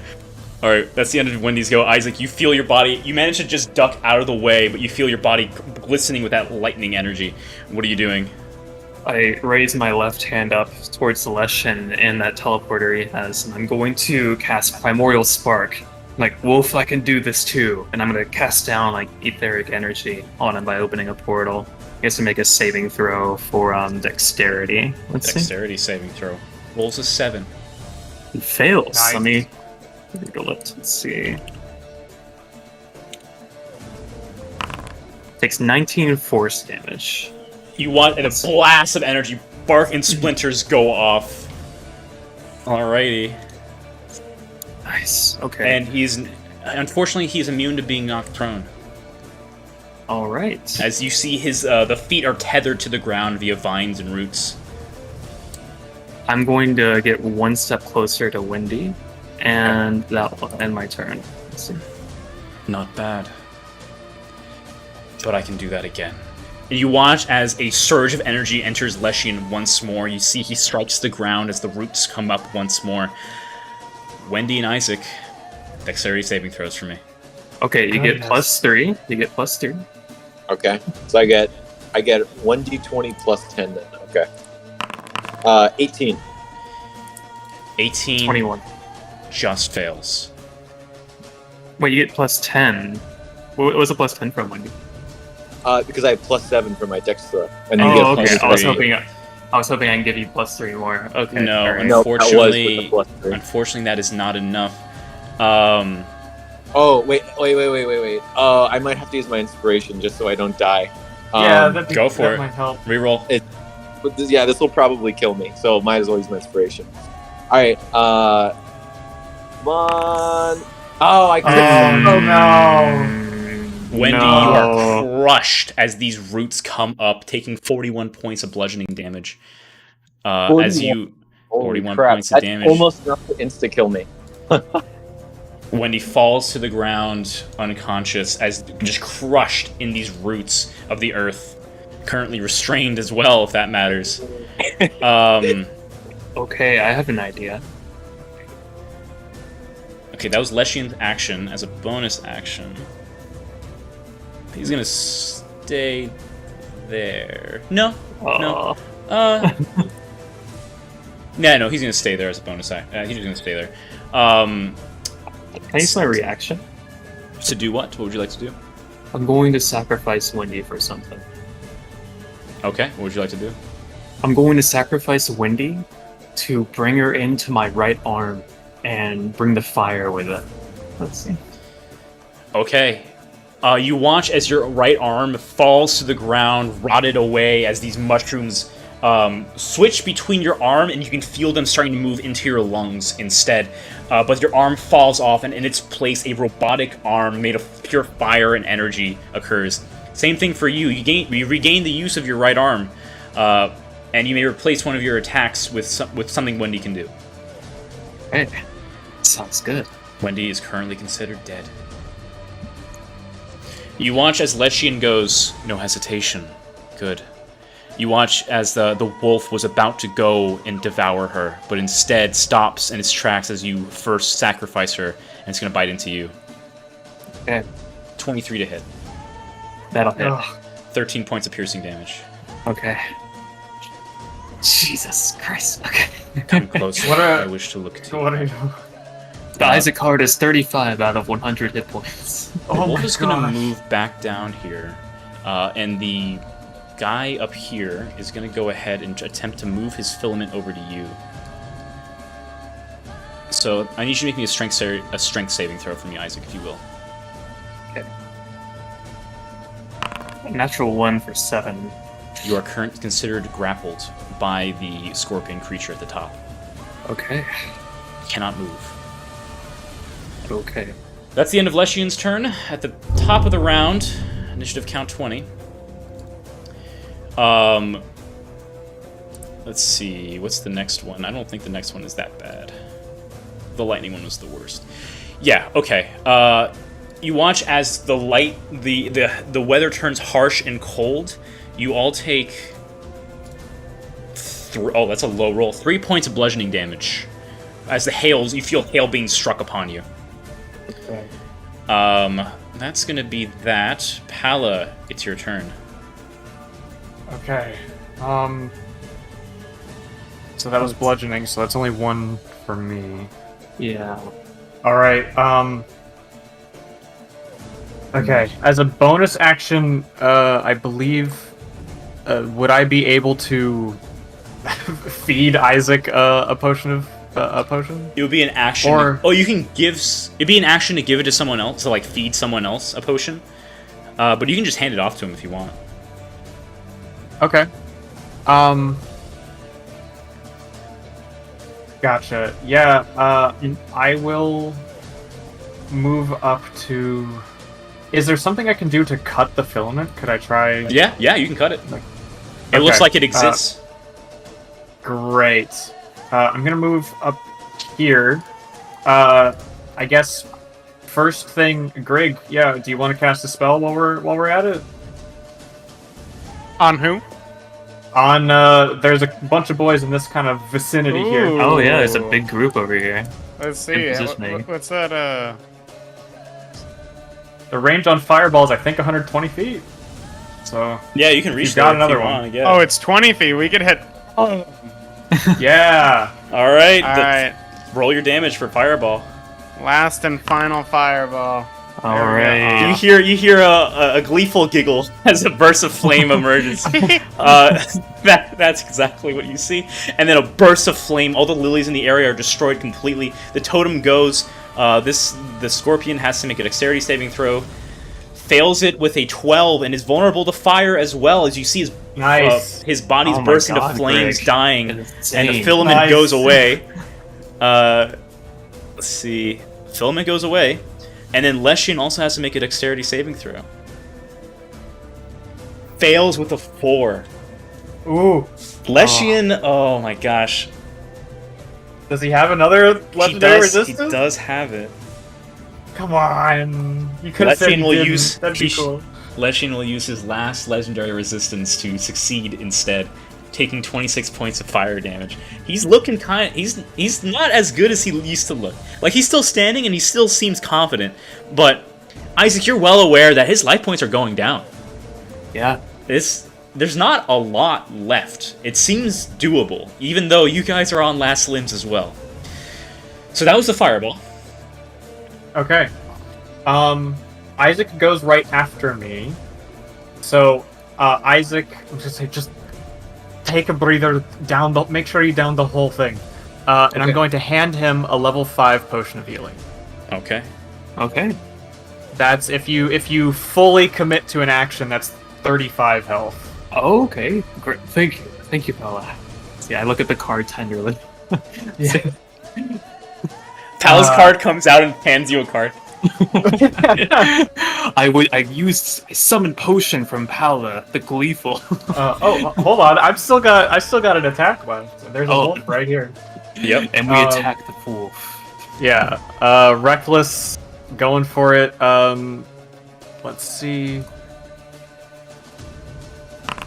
It's a 24 to hit the wolf. That'll hit the wolf for sure. Alright, rolling damage. That's going to be 11 plus 3, 14 slashing, plus 3 radiant, plus 3... okay, so actually 17... No, sorry, I got that backwards. It's still 14 slashing, plus the 3 radiant. All that goes in. You watch as you hit a good chunk off the wolf. Like, his haunch is, like, broken and bruised and, like, bloody. But it seems fine. These wolves are big. And you feel like you have to cut through them quite a bit more in order to actually deal some crazy damage. They seem very good at existing and being able to hound after a quarry. Gotcha. Okay. That is... I think that's everything. Is there a benefit to me moving anywhere? I'll say for like the saves. She stays by Isaac for the protection aura that then remains. Yeah. Okay. All right, you're up. At the end of your turn, Paula. No.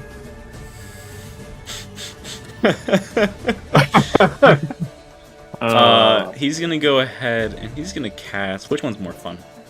Let's see. Oh, this is really nerve-wracking. It's almost my turn. Wait, who said casting spells is fun? Who? Paula, go ahead and make me a wisdom saving throw for me. Bless her. You know I'm not good at those. You can try it. Try it anyways. Hey, +3, that's a 21. That succeeds. You feel your body shift and morph as you were getting smaller, and you can feel your senses fade away into something more primal and low.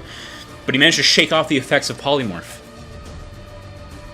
My God. Yeah, brother. All right. Yeah, Isaac, it's your turn. Let me switch it over here.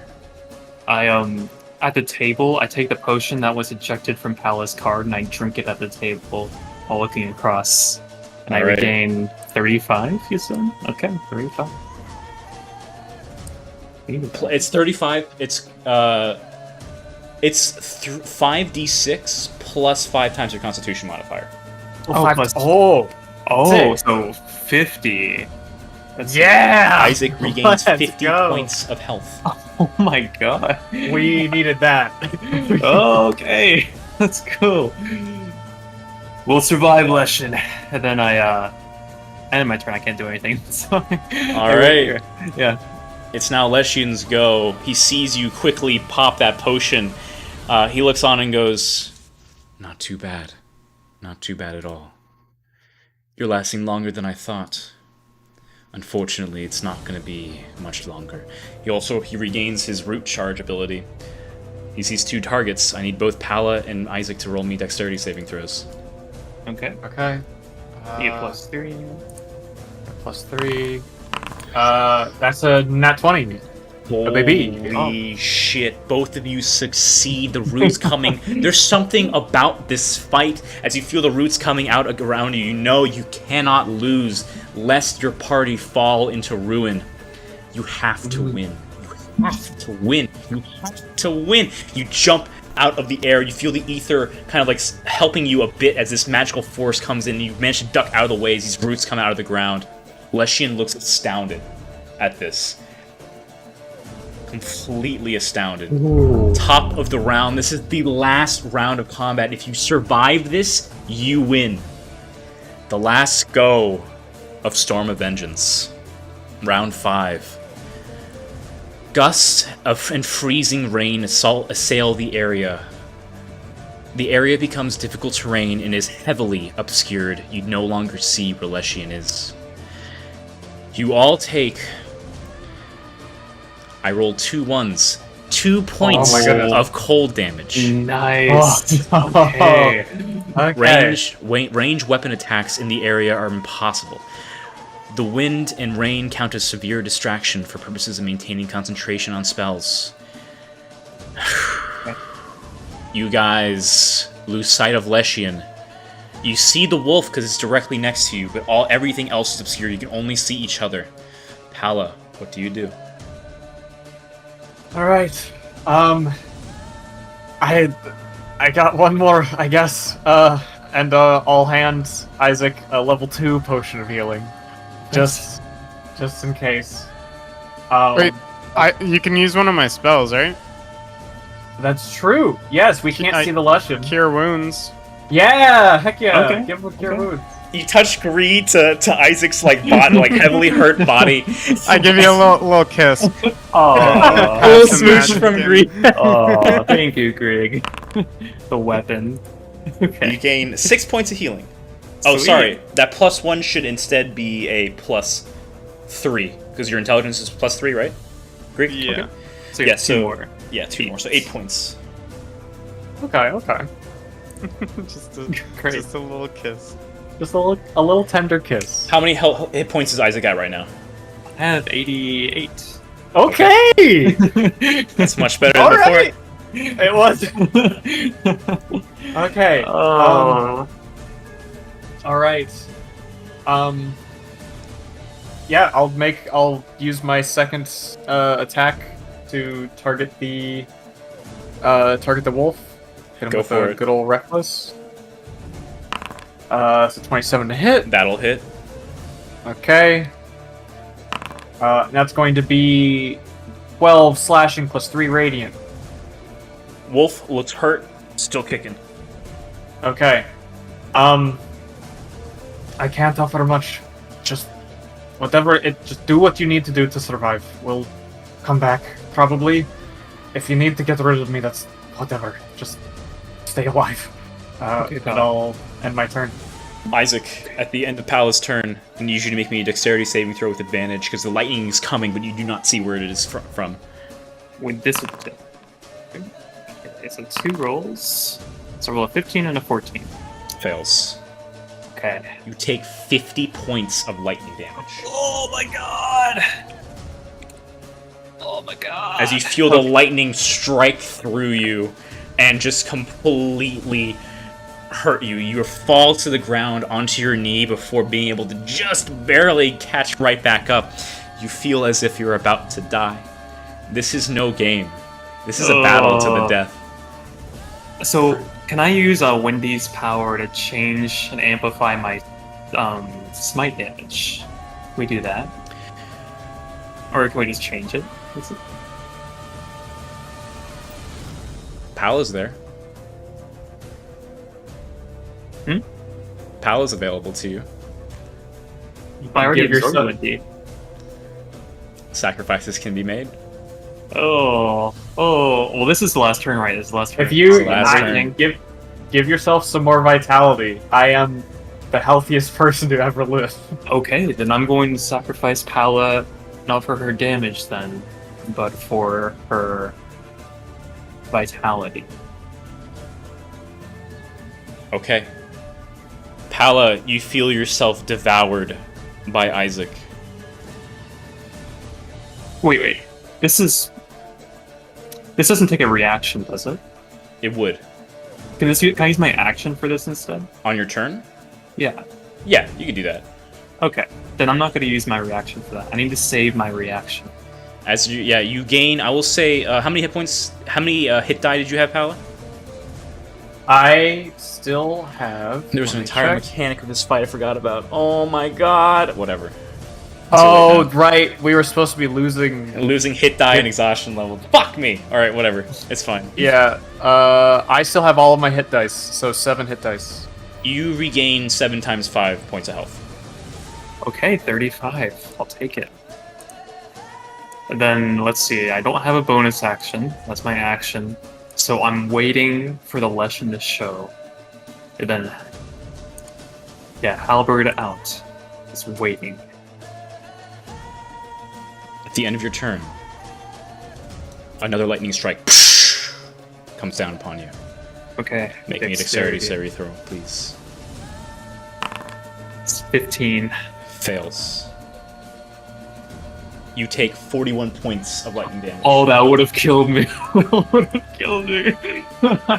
No. What are you at right now? Oh, now I'm at 32. Before that, I was at 38 before I absorbed you. We would have been gone. The wolf bites into you. For a 17 to hit. Misses. You manage to dash the wolf and kick it back into the void. It disperses into magical spiritual energy. You are surrounded by the dead corpses of your compatriots that you have consumed in order to help yourself. It is just you, Isaac. It is only you. You cannot see Leshian. You feel the roots coming around upon you. Through the mist and the rain and the snow, you see the elk head, the bony elk head of Leshian staring directly at you with this overwhelming power. Make me a dexterity saving throw. Dexterity saving throw. Make it a good one. Oh, it's a 14. Isaac. You unfortunately are grappled by the roots and you feel the life being crushed in your body. You take 41 points of bludgeoning damage. Oh. However, As you feel the life being drained from your body, you can no longer stand. You lose. Will be there to tend to you when you fall into the. You hear the words reverberate, the mushrooms in your lungs as you were gifted this blessing by the mushroom man reverberates. You feel your body. You feel your body burst into mushrooms as your consciousness is being forced awake by the natural power. You made sacrifices to get here, Isaac, and it worked out in your favor this once. You return back to 1 HP. 1 HP. Okay. Alright. And you withstand the storm. Slowly but surely, the storm dissipates around you. Returning back into somber night clouds. You move your head away from the battlefield as you have survived 5 rounds with Leshian. Just barely. Around you, you understand the sacrifice that you need to make. You're out of cards. This was your last stand. And yet it worked. As you come back, Leshian, you find yourself back in the cabin. Your friends are not around. It's just you and Leshian. Let me go back to the cabin here. You look at Leshian. Let's see. There we go. You look at Leshian. He goes, That was an impressive display. To be fair, I did not expect you to survive as long as you did. The powers that you have of your companions, and you see that your companions are still in the cards before you, is quite powerful. Quite strong indeed. It's only because of them. Thank you. He sticks his hand out once more. I had fun. Good game. I'll reach over. Good game. And I'll grasp his hand. You shake it up and down. He goes, I abide by my word. As promised, your friends are returned to you. And you watch as the cards move up around the table and shine brightly as you watch as all your companions hit the floor around the cabin, around the chair where you are at, as everyone is returned once more to Death Card Cabin. He goes, and Maxwell, and he pulls across, and you see another card flashes bright, and you see this young man, clearly like maybe early teens or something of that nature, a little bit of a pockmarked face, short black hair, and like the face looks similar to his mother that you've seen before, and he kind of goes, holy shit. Oh, right, I lost.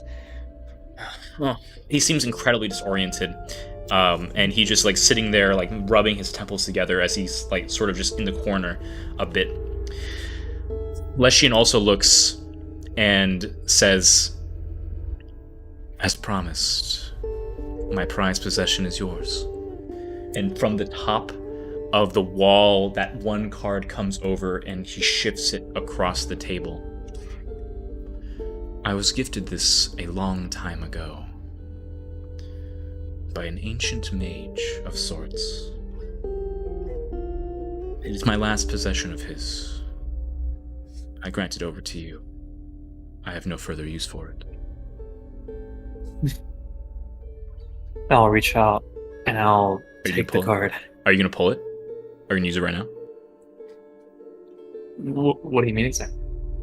Well, you could take the card and not look at it and just kind of keep it, or you could turn it around and see what it is. Oh yeah, I'll look at it.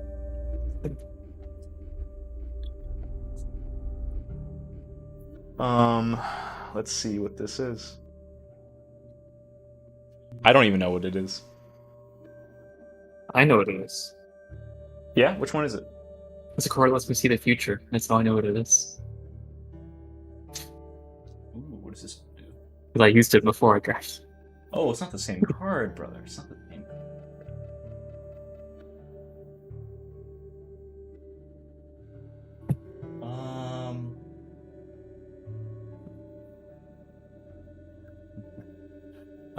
Let's see.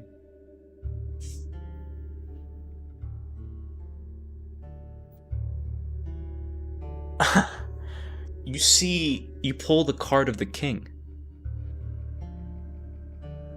As you look at it, it's your father.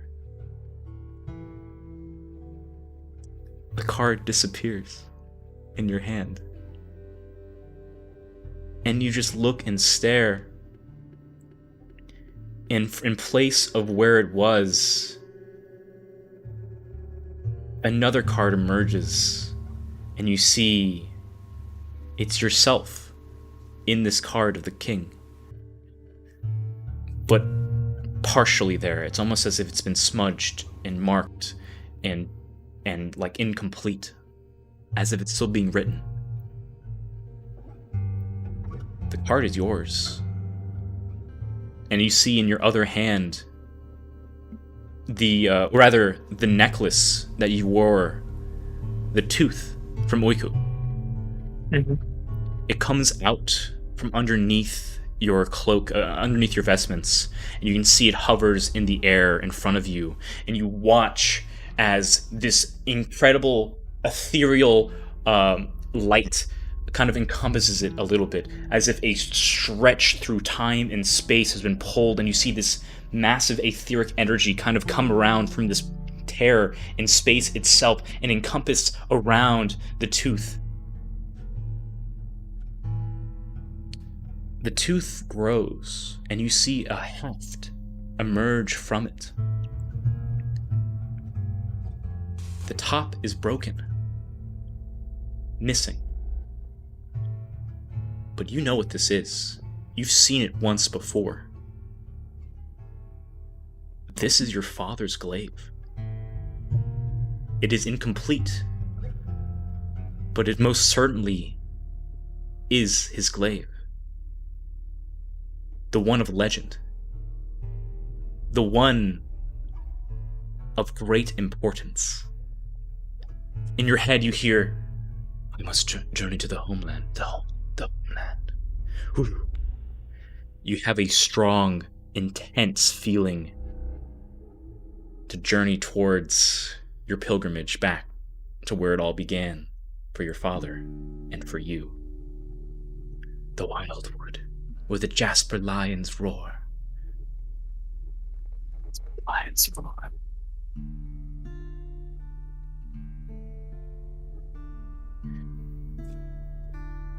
I'll reach out and hold it for the idea of it. All right. You now hold you write that on your inventory, the incomplete glaive of well, you don't know the name yet. So Yeah, incomplete glaive. Yeah.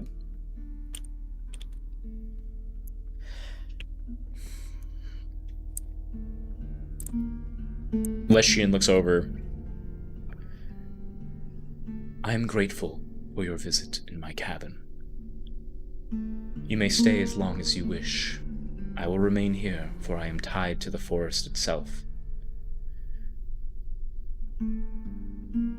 Thank you, Lush. Return at any point. I'd be grateful for the company.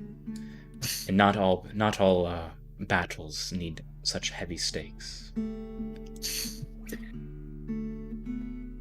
I'd be happy to play another game sometime for fun. You know where to find me.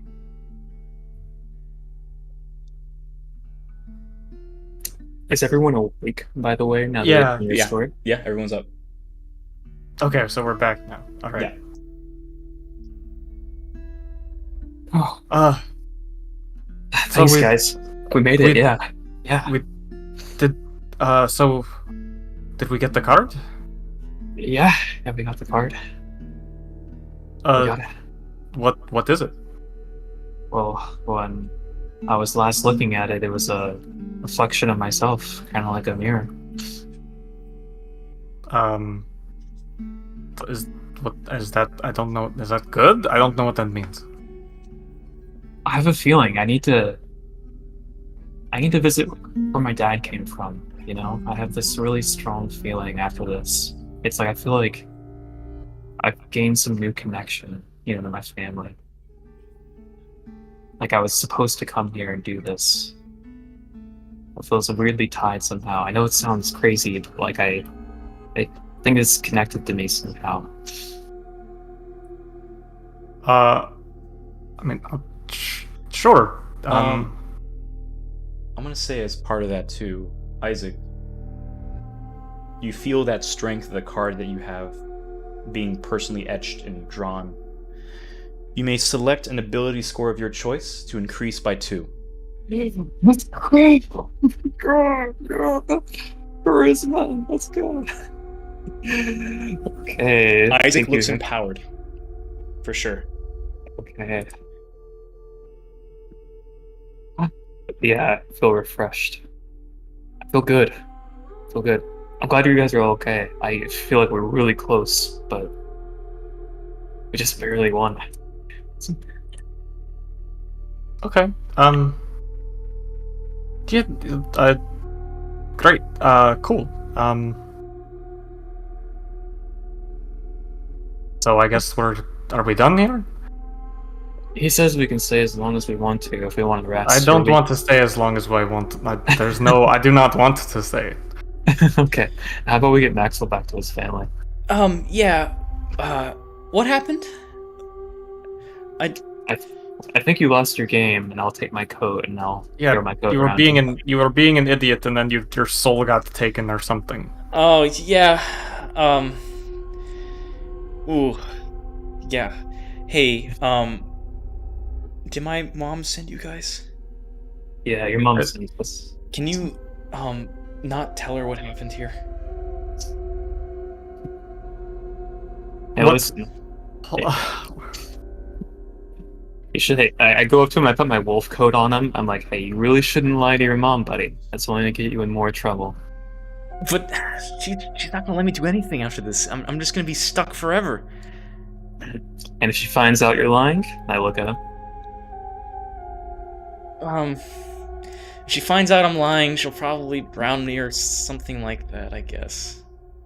That's right. Hey, remember, games are supposed to be fun, okay? Don't go risking your life on dumb stuff. Yeah, okay, whatever, dude. Shit, sorry, I'm sorry. Thank you for saving me, I'm just... Fuck, I thought I would win that. I chopped him on the shoulder and like, well, we won, so maybe we can play sometime. We can go talk to your mom and make sure it's alright in there. Yeah, get me out of here. I think I only got this far because my mom's potions anyways. Well, All right. Is there even a potion that makes you good at card games? No, but there was a potion that made me smarter, and I thought that would do it, but no, he points off into the corner. Creepy, but really good. Yeah, he's really good. Yeah, that fight probably would have ended with all of you guys dying. If it was a real fight. Yeah. Smile. Alright, let's get out of here, I guess. Okay. Do you guys leave the cabin? Yep. Yeah, sounds good. The moment you guys leave the cabin, the door closes, you hear Leshian say, "The forest accepts you, for now." And you feel yourselves fade to unconsciousness as you fall to the ground, sleeping. Then all of a sudden you hear, "Hey, wake up. Come on, guys, come on." You guys are like shaken awake, and all of a sudden you're back in that field of lilies, staring up at Laia Chabot. And he goes, "What happened? Are you all right?" I look around. Lying down, is Maxwell here? Maxwell is there. You see Wendy. You see all your compatriots there, June and Gain included. You even see the broken remains of Kranich as well. Not lost to the void. He is simply broken. Laia goes, I could not wake all of you, any of you, and I could not leave you simply here in this forest, so I did my best to make you sure that you're all safe and sound until you had woken up, but What happened? Maxwell, what happened? Where did you come from? I could see all of you being hurt as you were sleeping, but I could not understand what was going on. Yeah, Maxwell, don't ever let anyone do this ever again. I'm cordoning off this section. Absolutely. This is far too dangerous. Maxwell goes, yeah, I'm fine. Thanks, Lai. Well, shall we return then? Is your business done? Maxwell is found, and I'm very happy to see you, but am I okay to bring you back? Yeah, thanks, Laya. We've got Maxwell now, and it's a lot to explain, so if you could just take us back, that'd be great. Yes, of course. Please, follow me. Laya leads the way back. You guys feel the effects of everything. Those of you who died during the battle have 1 health. We all have 1 health. Lovely. All of us. Yeah, so you guys are all currently on 1 health. You feel exhausted and tired and just like everything sucks right now. But Laya manages to move you guys in and through the woods back out of Pineville Woods safely and soundly. You feel like you're okay as you exit the woods finally, and you're back on the road. I'm taking you guys are making a beeline back to the city, correct? Yeah. Yeah. Yeah. Okay. You guys head back to Dalio. It is now, if it wasn't before, it is now like nighttime proper. This, not Dalio, sorry, Norca. Nocio. Might be. You guys return back to Nocio, battered and bruised, but with new power and a quest well succeeded at your disposal. Having made a new friend, ? At least an entity of the forest that did not seem malicious. If anything, he just seemed bored. And you guys return to the city. What would you like to do? Oh yeah, you guys want to just bring Maxwell back right now? Just go for it. Just go visit. Then go take a Sure. really long nap. Yeah, that's fine. You guys head on over to Maligula's master and speak once more to Mariah Mainwalker. You knock on the door, and Mariah quickly opens it like a day later, and she looks and says, "My boy!" And she kind of goes over and embraces Maxwell deeply in a big hug. "Oh, how I missed you!" And then she fucking slaps him. "How could you leave without saying anything?" And Maxwell just like nods his head, like, I was just, having an adventure, Mom. Come on, I'm here all the time, helping you out. I just wanted to do something. Just stop worrying so much. I was fine. And you see he starts like storm off a little bit. Before she turns over to all of you and says, "You all found my son. What happened? Where was he?" Let's see.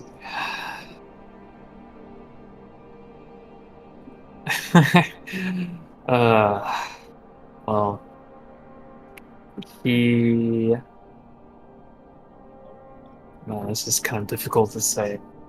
He was deep in the woods. He was very, very deep in the woods. He, like you said, he'd gone after this card, and he got himself into quite a bit of trouble. She looks somber and down as you say this. But it seems like there was no harm to him. It seems like he was just being kept there for a while, but he's perfectly normal and safe when we found him. He might have a gambling problem, though. Talk to him about that.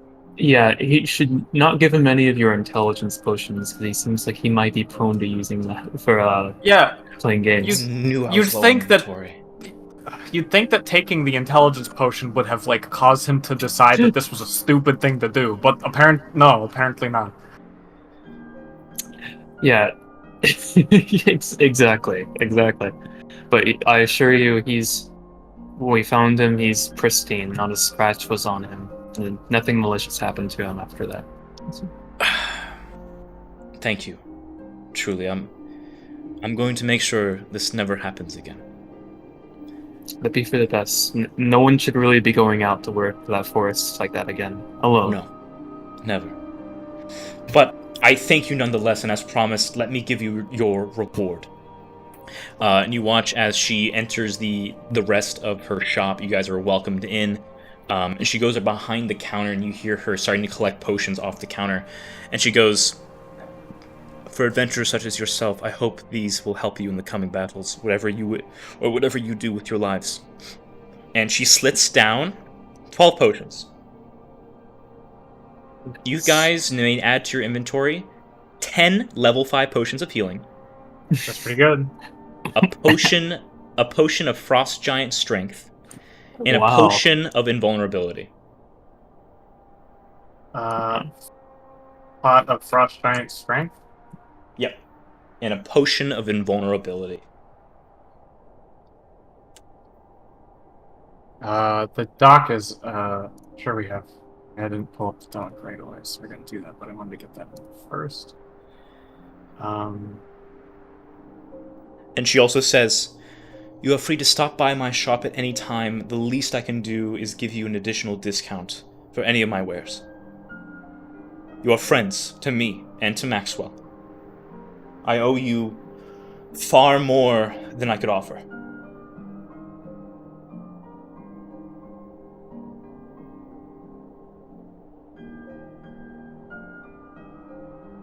No, thanks a lot. But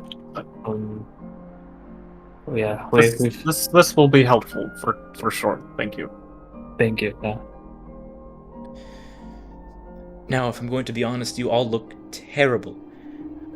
Yeah. Yeah, sorry, I think I've bled all over the floor. We should get out of here. Think I kind nothing of of like it. smudge some of the blood off with my foot, trying to like wipe it off. And, like, I'll No, take care of you're it later. It's fine. Don't worry about it. You're good. Just be careful. You know, your friends anytime you would like. You're friends of the shop. No, thank you. Thank you. Okay. Do you guys want to take an early nap? Yeah, thanks for this. Oh well, it's nighttime. It's not a nap anymore. This is going to Oh, bed. is it nighttime? I didn't even notice. I fall over. Let's go. Yep. All right, let's get home. As you guys like start walking back to the inn, so many you guys are like avoided on the street as people just see you. You see a lot of people just like cheer, like, yeah, they got fucked up. Yeah, these guys real good, real strong. Looks like they fuck. And some guards kind of come over to make sure you guys are fine, and they help. Some guards kind of like escort you to Tyron's rest as you guys get a few beds. Again, this will be 1.5 gold for the rest for the evening. All right. What? You've never seen someone bleed all the way home before? I'm fine. I mean, it's not an uncommon occurrence around here, but we gotta make sure you don't fully die on the way home. Yeah, whatever. Yep. You guys take a long rest. Yay! Yeah. It is the Long final rest. day. In the morning, it is the final day before Mizian arrives. Oops, sorry, that's the wrong one. You're not on the road, you're here in the streets. We're not on the road, silly. Greg stands in guard as we walk back. Oh, fuck! Alright.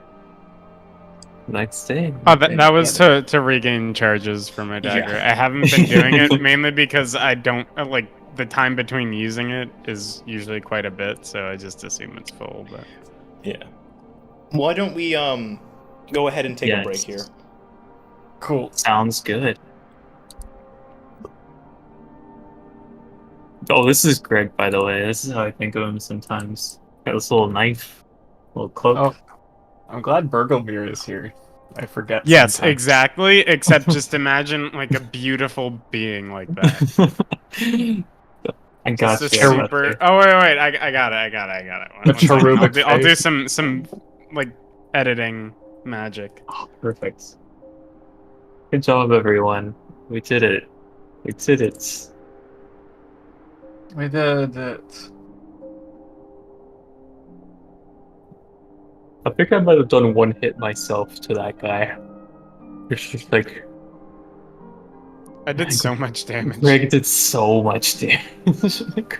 Like, yeah, you did like the fireballs you were casting did so much damage to that guy. It's because Eric knows that everything is weak to fire. You know? Yeah, everything is weak to fire. That was good. And it gets some tea. It's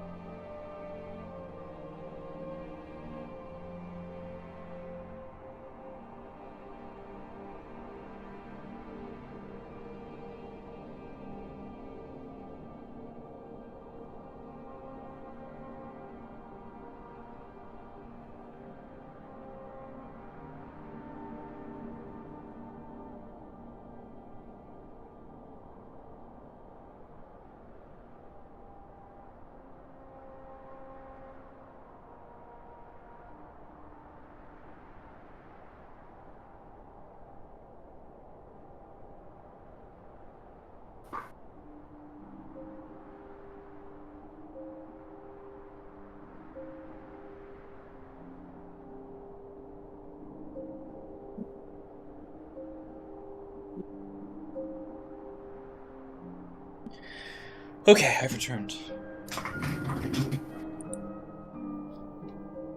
Like that quick scuffle to get back to their computer, I guess. Huh? What? Nothing to worry about. Who are we missing? I'm doing some dishes while we wait, but Okay, I can. No, you're fine. You're fine. I mean, I wasn't much of a break. I just came back quickly.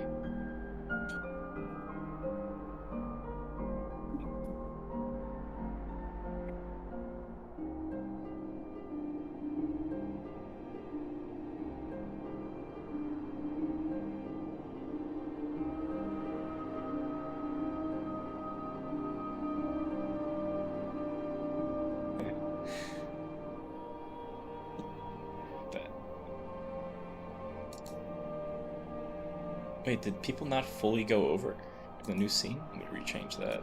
Maybe this works. Oh yeah, I was still in the forest. There we go. Are you in the streets now? I can tell you when I'm back at my desk. Oh, yeah. Duh. Smile. XD. It's okay. It's okay.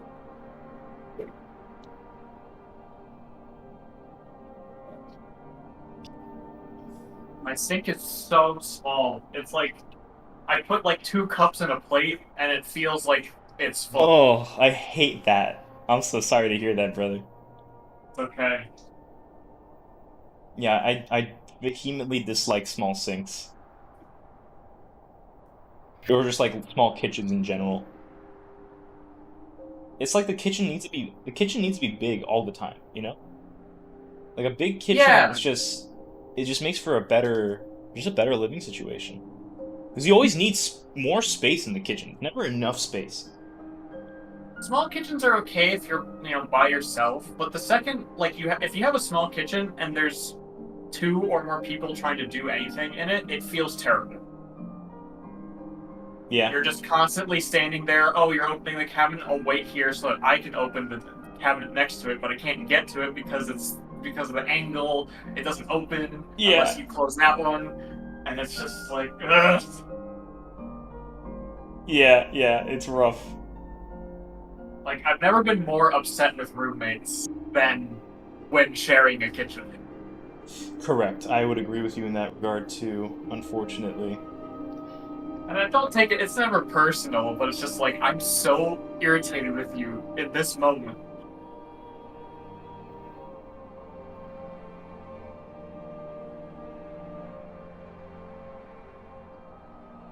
Yeah.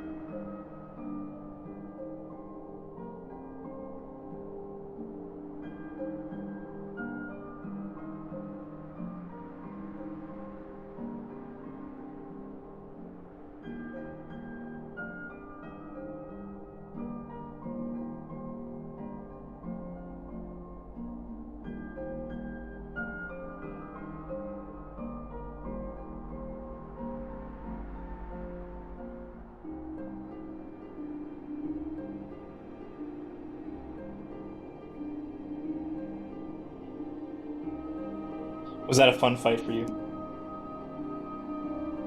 It was pretty cool. Very hectic. Hell yes. Uh, I had to tone it down because we're missing 2 people too. yeah, and it's still almost killed this thing. I mean, doing 50 damage to anybody is just scary. Yep. For sure. When I saw And that wasn't even. No, go ahead. Oh, I was just gonna, and that wasn't even like on his turn. Usually, it was just like a thing he did in the middle of the dang round. Yeah, and he let you guys go first, too. So Yeah. imagine if you had an entire other round to do that. Yeah, that's Oh. rough. Would have been funny. It would have been really, really funny. It's a really funny thing to think about, you know.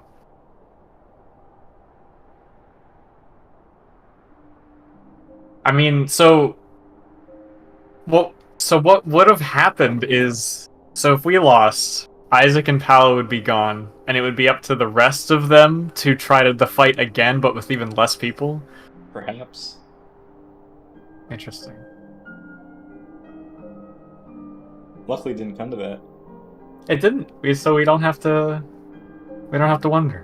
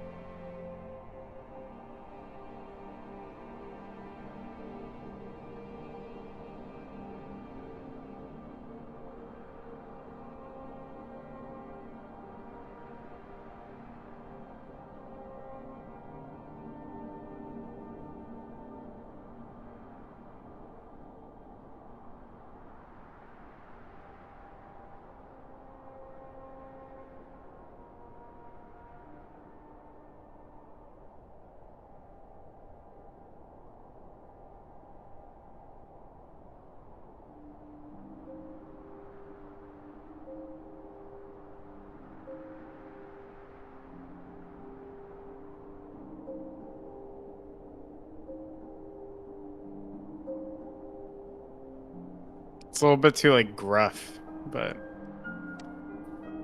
What? I sent a picture. Oh, for Greek? Yeah. It's good. Want me to update it with what it is now? No, not yet. I want to keep it where it is until I get something I actually. Maybe without the beard though. But yeah, that's what I was trying to do. It's just like with the image prompt thing. Oh, nice, Sev. That actually looks really good. It's incredible. Yeah, it's like a balded version of this, maybe a bit shorter. Like a bald face, not bald head.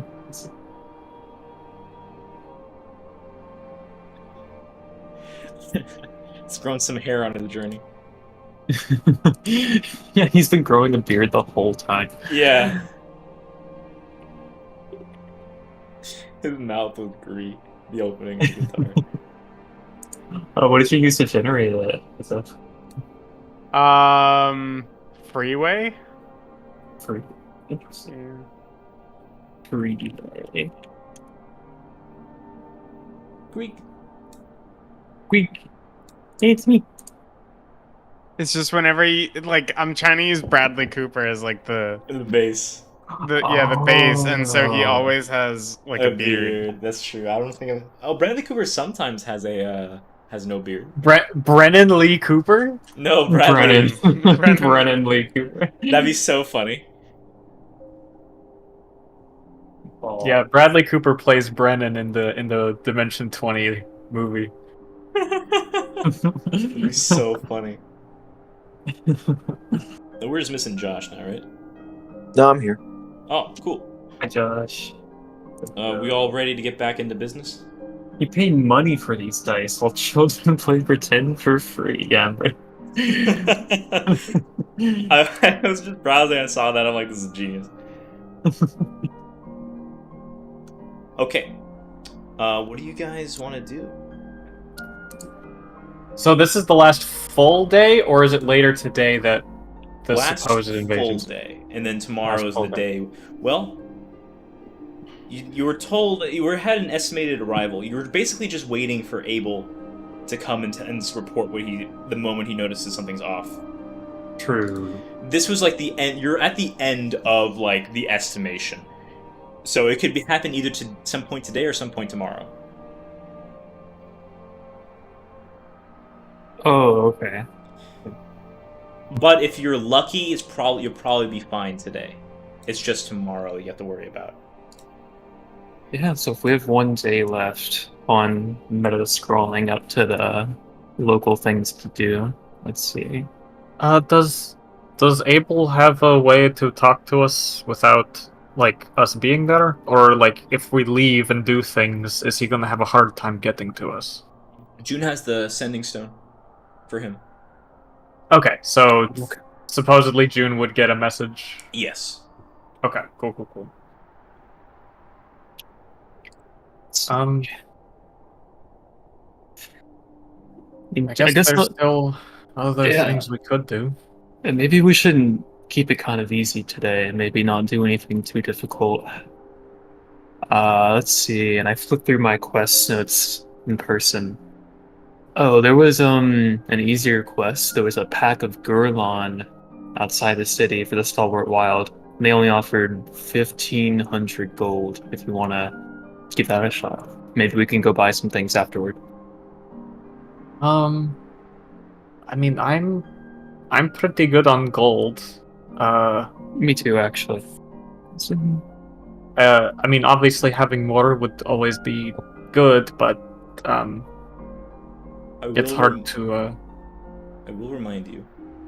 You have the weapon from the brig should be waiting for you today, as well. Oh, and we still need to figure out where the dang hammer is. We should investigate that. The hammer. Okay. Yeah, maybe we shouldn't leave the city today. Okay, that sounds good. All right, let's run our errands. I think it's probably for the best. Errand day. Calm before the storm. Let's see. Oh yeah, I should make some potions. Wendy should make potions. Oh, that's a good idea. That'd be fun. shop with like potion ingredients in the city? Malihula's Master. Okay. And When do you now have a discount there too. Yeah, You when want to do go you- there first? Let's do that. I'll go with you. it's not super high priority. If there's something else we need to do, we could do that first. No, But we I'm just- don't. We can do whatever. It's cool. Okay. Let's do that first. So you guys head back to Malihula's Master. Yeah, sounds good. The shop now says open. It had not been before, and you kind of enter within this hut that kind of like looks like a witch's hat at the top. And you kind of enter within. You're once more greeted with the smell of poultices and potions and all sorts of ingredients in of the shop. You see a Mariah at the desk, kind of in the middle of brewing, but she kind of takes the lead and looks all of you again. Her long curly black hair falling to like the middle of her back. Definitely like middle age at the very least. You see like streaks of gray kind of going through her hair, and she's like wearing this black dress as she's kind of like mixing these ingredients together and like crushing things. She looks up and smiles as she greets all of you. I did not expect to see you all so soon again. What can I do for you? Yeah, Wendy will just like walk up and yeah, I was interested in potion supplies. I wanted to see what you might have in stock for potion creator like myself. Oh, you do potions as well. Fantastic. Yes. Let me see what I have in store. Let me see. What? Are you looking for anything in particular? Wendy at this point is going to turn around and ask everyone like, is there something you wanted in particular? Like the ability to do something. Any sort of thing, and otherwise I'm just going to go after what I might be interested in. Oh wait, you had the recipe list somewhere, right? Let me see if I can find that. There's a Wendy's baking guide, the cooking guide. Yeah, I could resend it. Wendy, we need to cook. We need to cook. We need to cook. You do have a bunch of random shit on you too if you want to experiment as well. Yeah, I have the list of ingredients in the document. So like, I have a bunch of random stuff, but I also wanted to see what else they might have just for ingredients. For sure. So let's see. We can make poisons. Oh, I'll also ask the shopkeeper if they have like any like recipes that I could copy. Oh, that's good. Yes, absolutely. I can offer you a few. Let me grant you a couple here. I can teach you on how to make potions of healing up to level 5. Oh, that would be perfect. Fantastic. They do take a little longer than your average potions. Let me drop in the ingredient list for you here. But she'll offer these 2 first ones to no additional cost, just because she's feeling grateful for the day.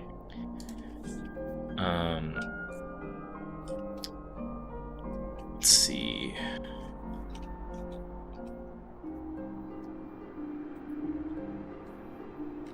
I believe this also requires... What else does this require?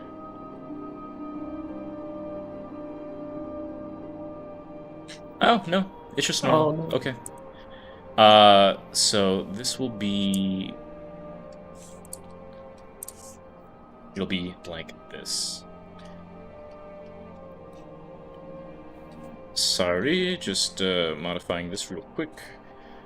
She'll offer you these 2 potions of healing. Let me send it to you, Josh. It should be right. Okay. And she'll go as well. I also have a potion. I can help you resist against the cold as well, if that's something you're interested in. I know we have many things of that nature around here. But I will. Oh, yeah. Unfortunately, I will have to ask for payment for this. It will cost you about 100 gold to learn this recipe. Wendy just slaps 100 gold on the table. Done. Okay, fantastic. Say no more. All right. So for a cold resist,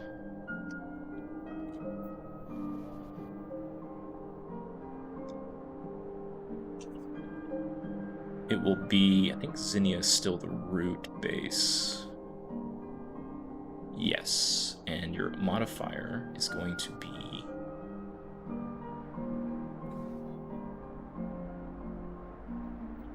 Oh, I should have organized this. Oh.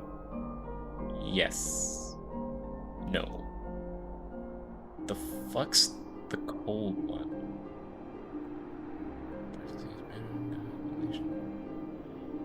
Oh, these are the modifiers. Sorry.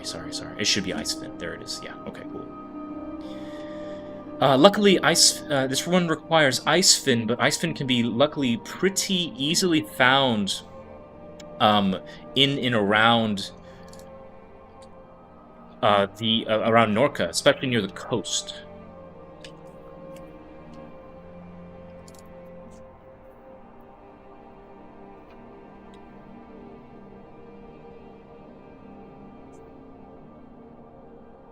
Okay, let me send this to you as well. It's called Cold Spirit.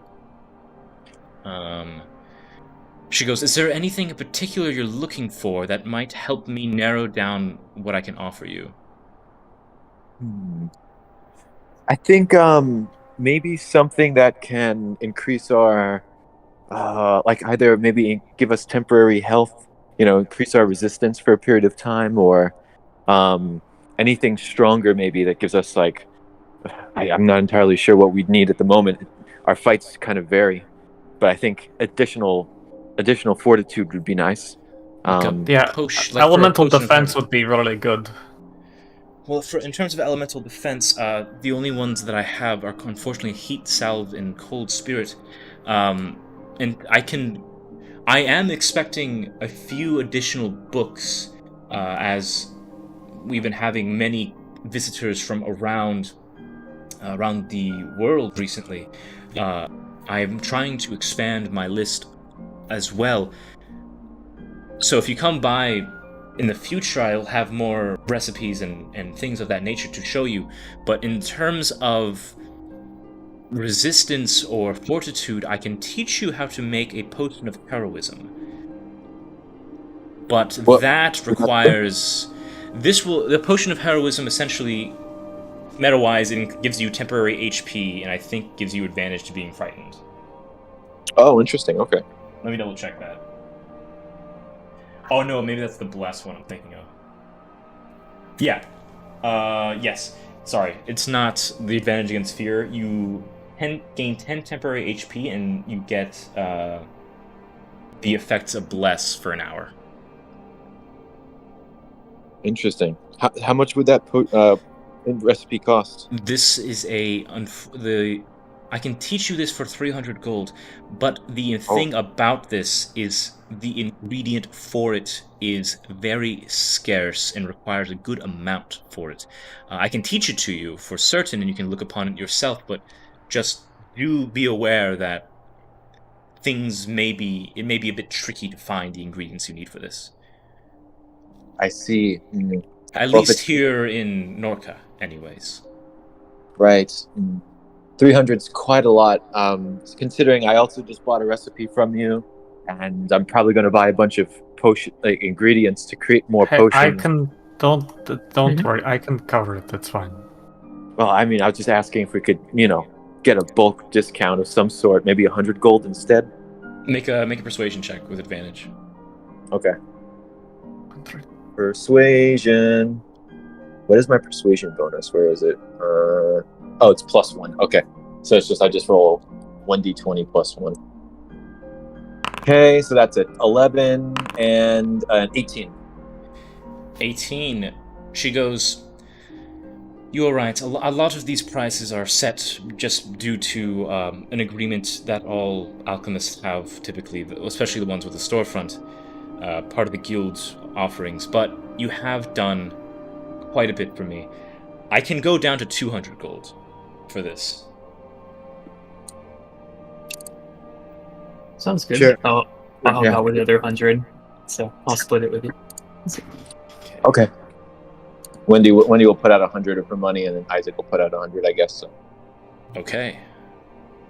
Give me a moment while I make this recipe for you. All right.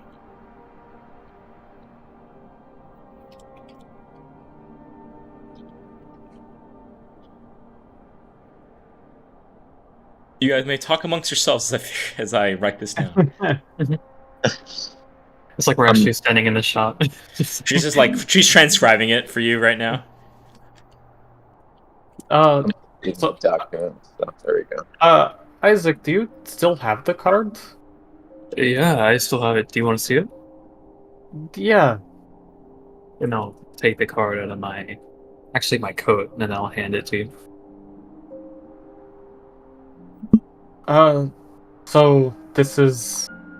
You'll I see like a guess, okay. cloudy reflection of me that's kind of like distorted and brushed, basically. Okay. Interesting. So we don't get to ask another question. No, this card didn't give me any questions. Weirdly enough, it showed my dad first, and then it turned into me after that.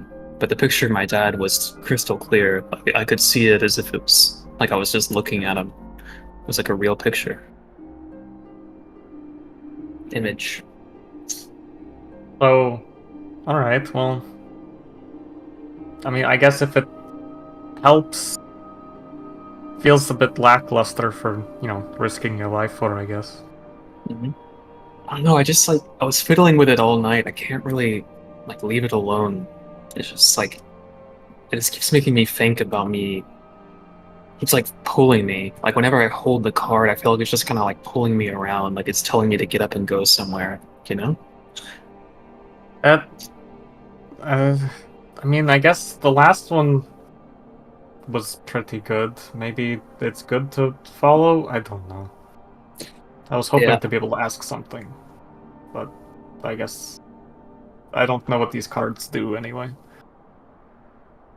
Yeah, I don't know if it's the same as the last card. It feels different somehow, like a nicer card almost. I'm not saying that the card was mean or anything. I mean, I got to talk to Amala, but this one feels kind of gentle, like it's reminding me to go back home. My dad told me to visit someplace, like the place where he originally was born and raised, and I haven't had a chance to stop by yet, and I feel like this is really trying to get me to go. Like there's something waiting for me there.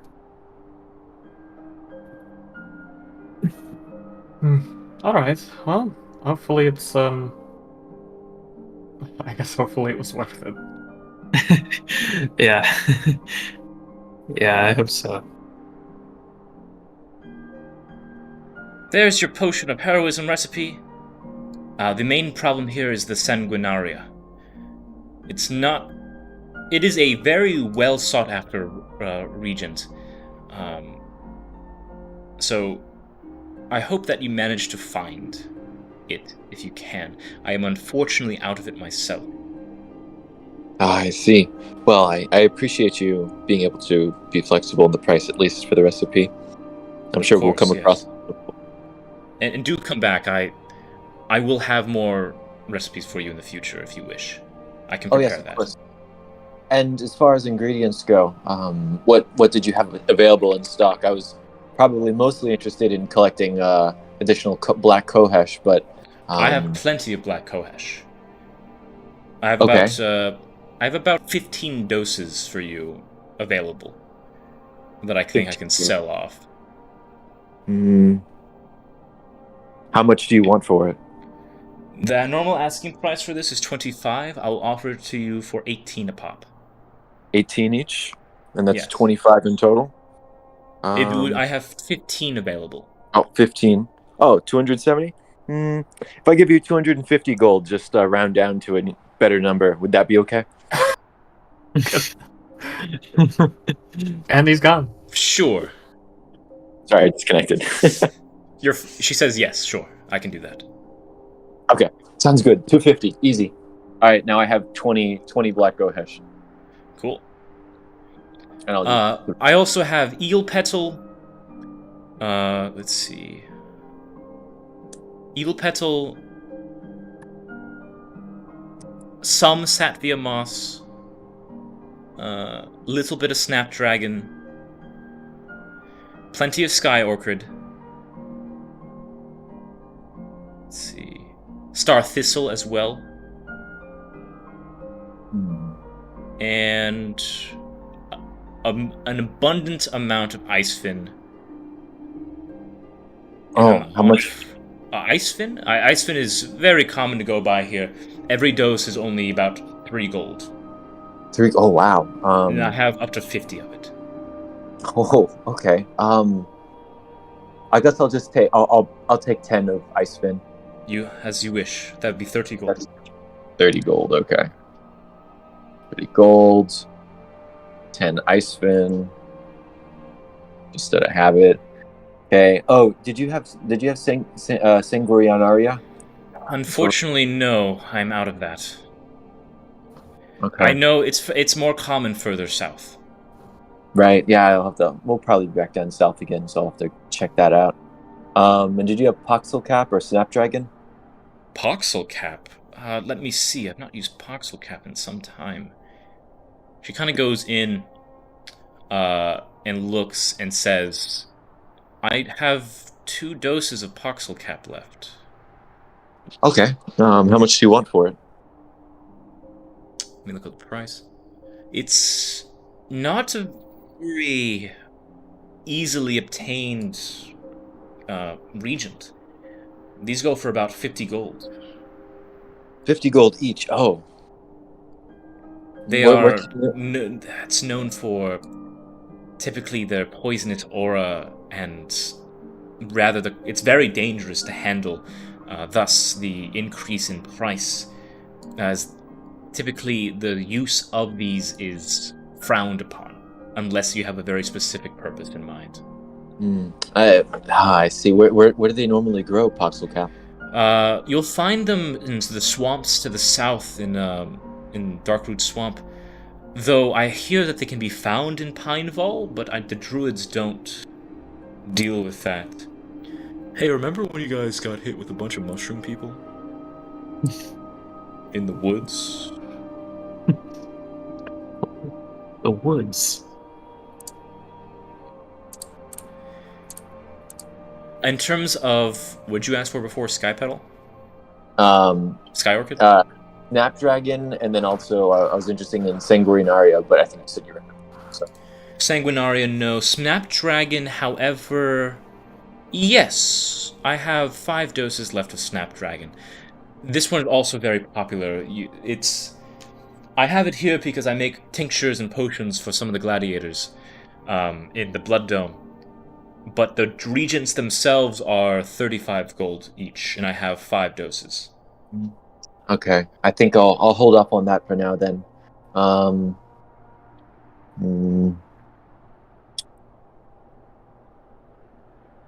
guess I'm gonna just ask. Do you have any Kepler salt? Kepler salt, unfortunately not. I used my last amount. Okay. All right. I mean, I think that's probably kind of bottlenecked now in terms of healing, just because of this Sanguinaria. So I guess if I have enough Black Kohesh at least. Okay. Yeah, I think that's probably it. You could try to forage around outside the city. The coast is nearby. Pinevall Woods is available, as well as the mountains. But I do get regular shipments, so if you check back in a few days, I might have some. Okay, awesome. Well, thank you so much for your help. I appreciate it. Think nothing of it. Thank you so much again. All right. Well, I think Wendy's got enough resources. She blew enough money buying potion stuff, so. Yeah, potion stuff. Potion stuff. Alright, what's next on the agenda? Probably investigate the hammer. Ask about cool, particularly powerful hammers. I think that the lady, the really powerful smithing lady, I forgot what her name was. The one that Gain spent a lot of time with. Yeah, the iron, right? Yeah, that's the one. She's got a nice looking hammer, doesn't she? Oh, that sounds a bit funny. But... I'd like to check out her hammer. Well, Greg, are you trying to make a swing? just generally, it was an interesting looking hammer. Yeah. Or maybe she would know something about the hammer. Where was she exactly? Do you remember? Paolo? Great. See. Yeah, we've been there before. We can go back. Okay, that sounds like a good train. Let's go that way. You guys want to head to Ira's shop? That's right. I will say the brig is on the way to her shop. Oh yeah. Let's stop at the brig real quick. Or rather, sorry, not the brig. The headquarters of the Grey Wardens, where you'd speak to okay. the captain. Rathanon. Oh, Okay, Lieutenant Rathanon, yeah. Let's go talk to Rathanon. Okay, you guys stop by and once again enter within and ask for Lieutenant Rathanon. Or Sergeant Rathanon, sorry, not Lieutenant. You ask the front desk once more. Rathanon comes over and says, "Alright, follow me." And he kind of takes you guys into his personal office here in the same place where you had talked to him before when you first achieved that quest. Astrid the same place where Astrid came in. He goes, so yeah, I went to go ahead and talk to the people at the brig.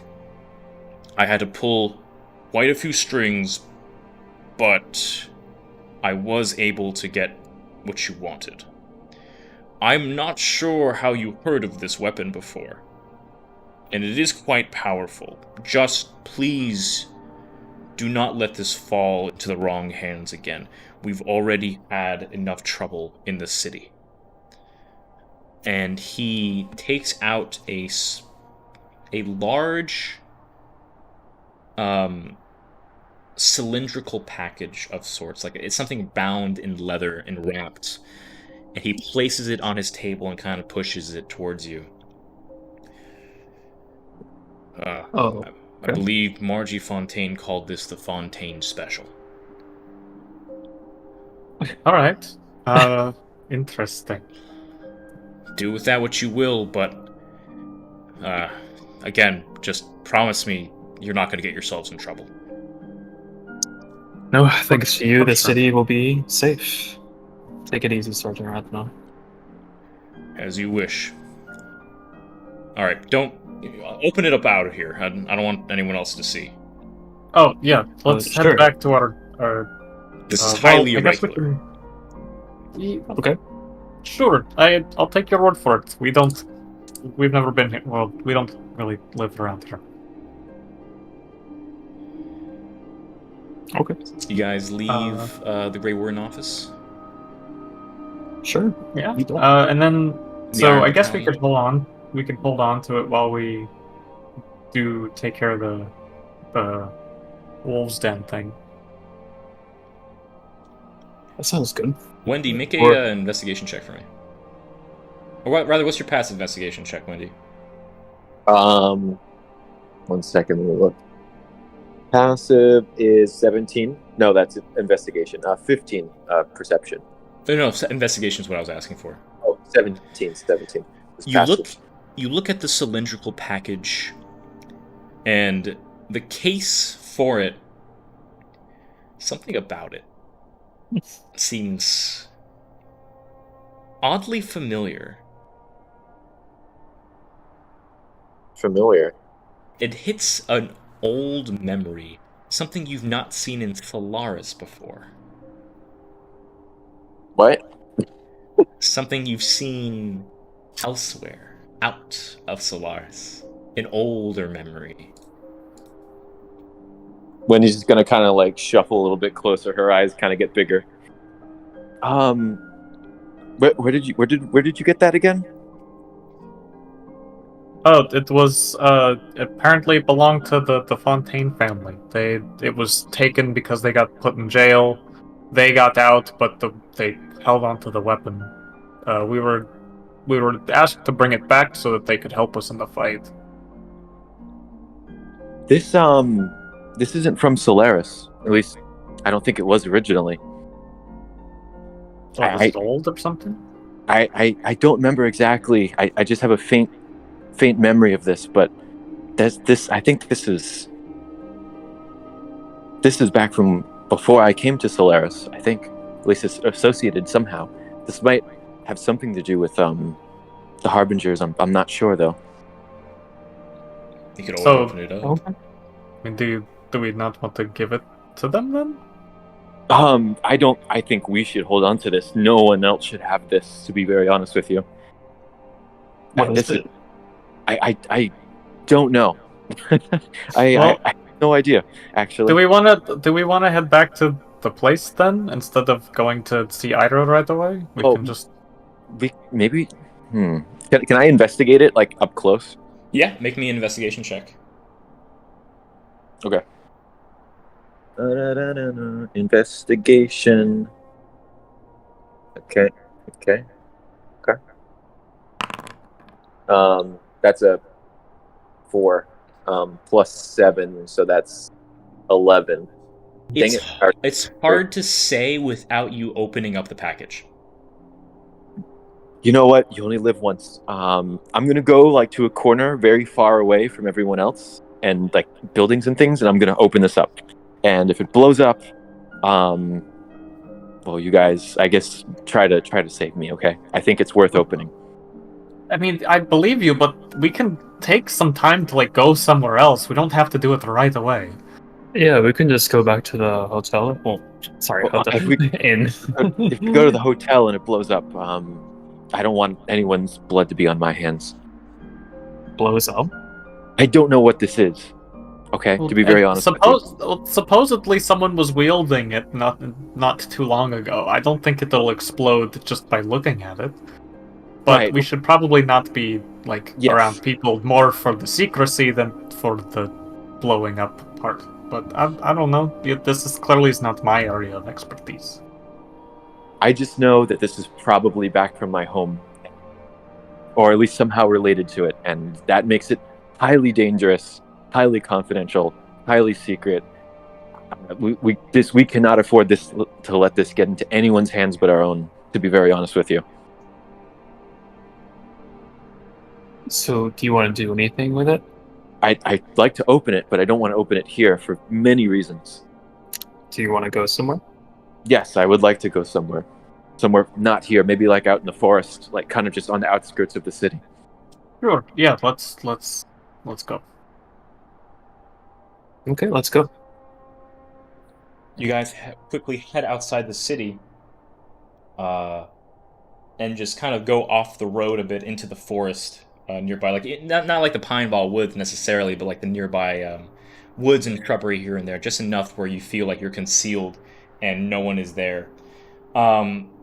And Wendy, you take out this package and you open it up slowly, making sure you're going as gently as possible. The first thing you're greeted with is the cold feeling of steel, cylindrically shaped. You see, you look at it, it is blue color. It's a blue tinted coloration, and you can see there's embroidery within it, like almost like these draconic looking lines dancing in and out, almost like lightning, kind of moving in and around the shape of this cylinder. And you start opening it up more and more until finally you look at this beautifully created object here. More of that lightning insignia and the blue tint in and around. You see the stock of it is this gorgeous wood, like a deep oak, and the rest of the barrel is that of like this blue tint with the lightning kind of going down through it. You have the iron sights there, as you see. This is a carbine repeater. Excuse me. What? It is a carbine repeater. This is a fucking gun. Wendy's eyes are just like freaking glowing. There's sparkles in them. She's so happy right now. It seems magical in nature. Guys, So- do you know what this is? Do you know what this is? Is this usable? This is Alchemy. This isn't just metal. It's a gun. It's a gun. And What is it does that like mean? Okay, Wendy's just gonna kind of like pull it out and just try to aim it and like shoot a branch off of a tree, just to demonstrate. Is it like does Grab it? Yeah, you grab it, you bring it, and you channel. You feel your own innate magic being sucked into it as it's almost like a focus. As you aim your Eldritch Blast over at the tree and shoot a beam, that same like energy beam you have now, channels bursting through the gun as the lightning bolts on the side of it reverberate out, and you feel that Eldritch Blast being pushed outward into it. And the tree gets hit, and the branch falls off with lightning kind of like hitting it, and this force, like the force and the lightning kind of hitting it. Oh, cool! You did your usual thing, but you use that. Does it like help you aim your? Because you were kind of missing a lot in that last fight. So is this like to help you, like, aim it or? Yeah, this will definitely help me a lot. I think this is going to be super useful. So Great. Well, yeah, that's great news. Okay, super I don't know useful. what this is. I need to look it on the thing. Hold on. Inventory. Do I just add it to my inventory now? This is a magical item I will create and add to your inventory, but you need to identify it first if you want to know the effects. Oh, okay. Who has identify? Because I don't think I do. I do. Greg, can you identify this? Because I know what it is, but not really. I can. It might take a little bit, though.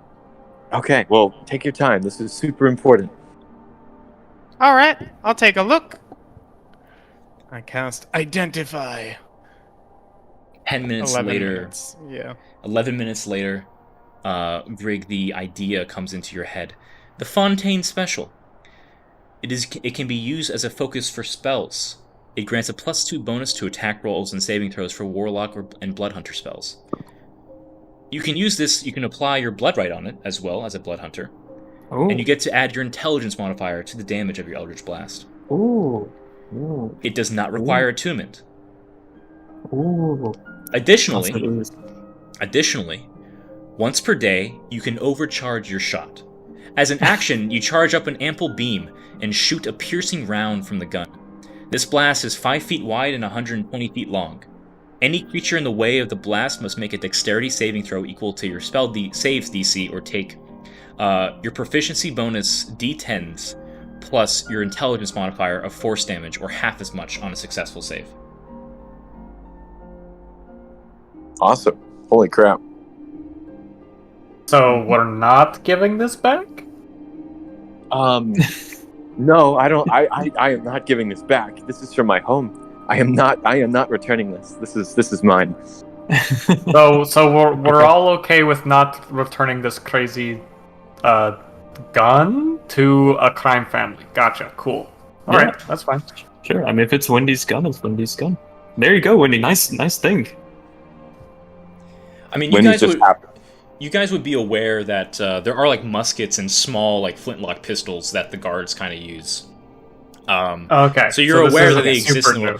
This isn't super new, but it is clearly a superior invention. Like, it is very well made. Nice. Okay.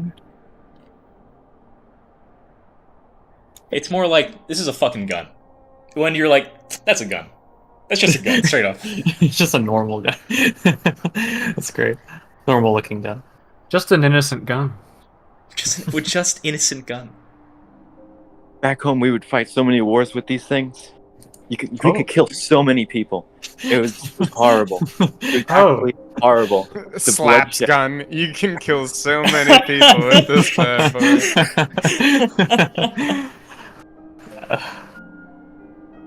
It's a good thing that technology doesn't exist here, because so many people would have died. It wouldn't have been funny. It really maybe wouldn't. there are more of these around. Then if there's this one, maybe there's a lot of them. Yeah, I have no idea how it got here, but I'm not asking any questions. I just accept it. This is amazing. If there's more, then I definitely want to find them. That will help us. Make another investigation check. As you're kind of like inspecting this weapon. Sure. Investigation. That's a dirty 20. Dirty 20. As you're kind of like looking through it, your idea is like, yeah, this is from my homeworld. But you notice that there's like bits and pieces of it that seem similar to that of, so like, your world was very advanced, right? they would have stronger, more powerful. We've seen more powerful versions of this thing back in your world. This definitely seems like this intent of this was the use of magic.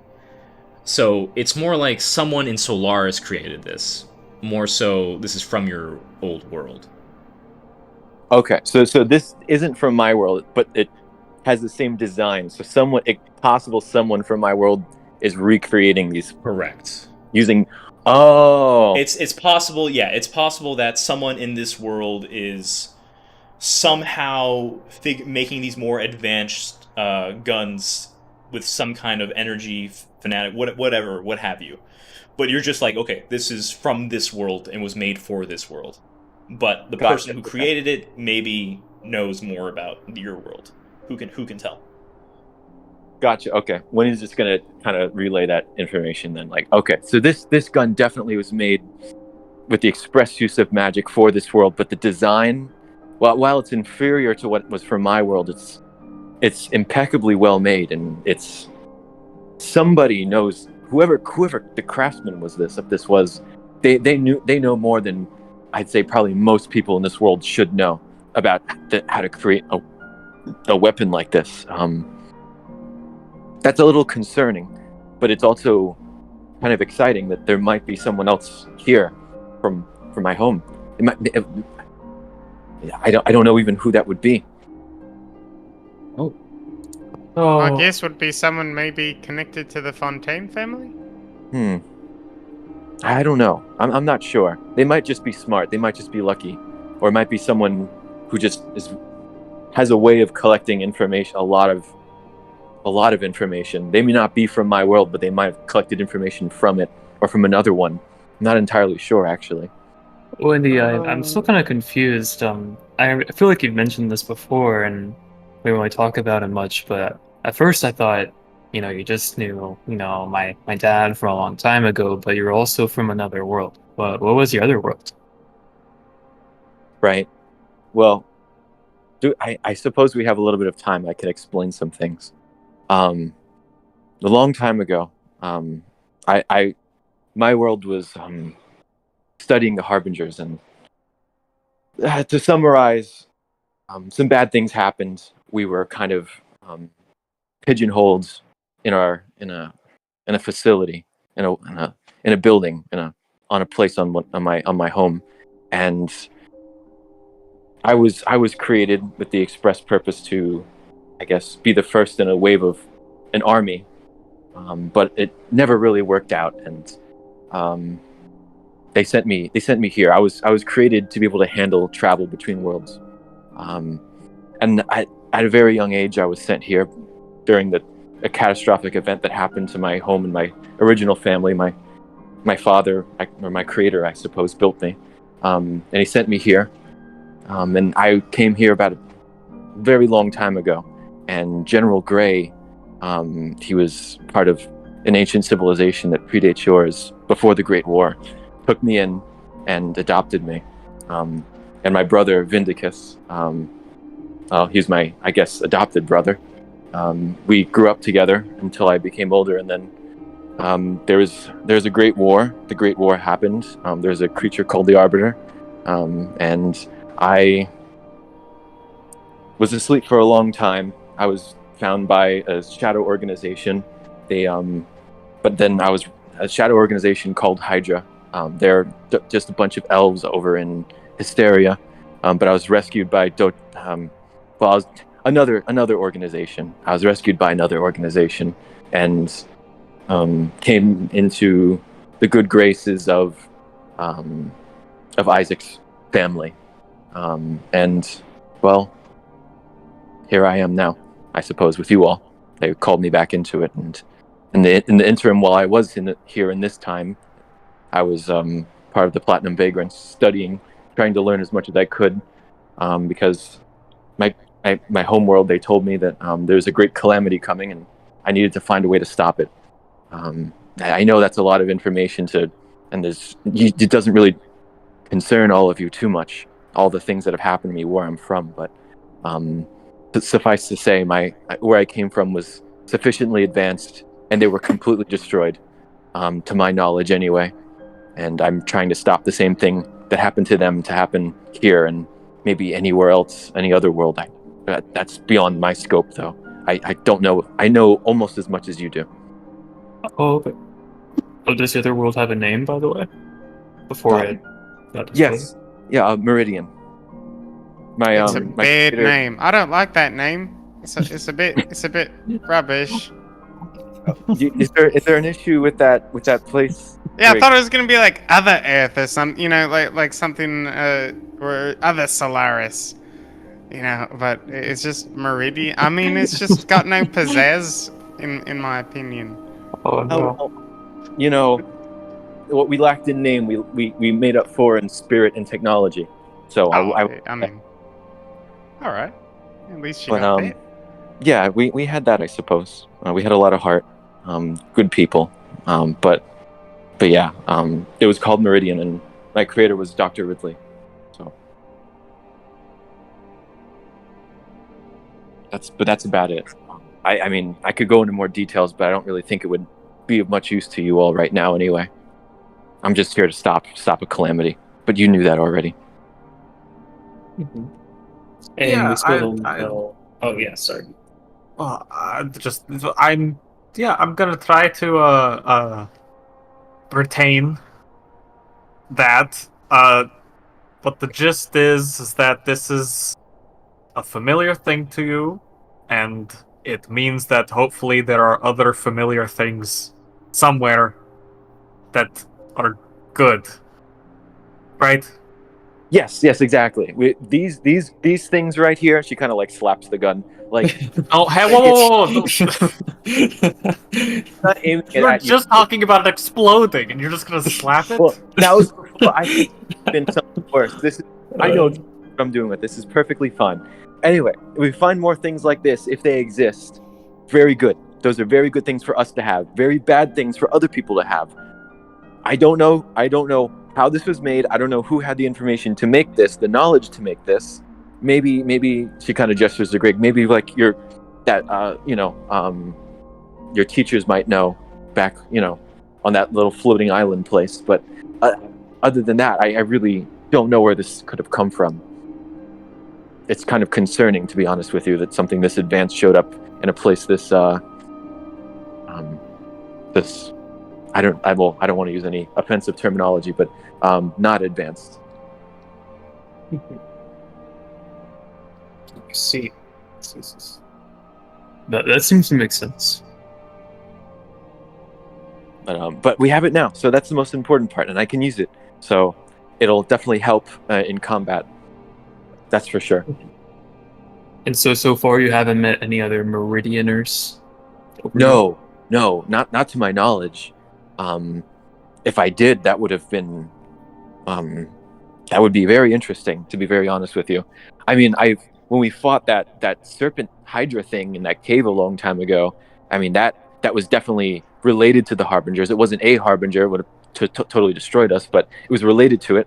That's the closest, though, to be very honest with you, the closest I've interacted with. You know, you said a long time ago. That was what, like a month and a half ago? Like, at most? I mean, a lot happens, a lot's happened to us, Pala, like, a month and a half ago feels like a year ago, to be very honest with you.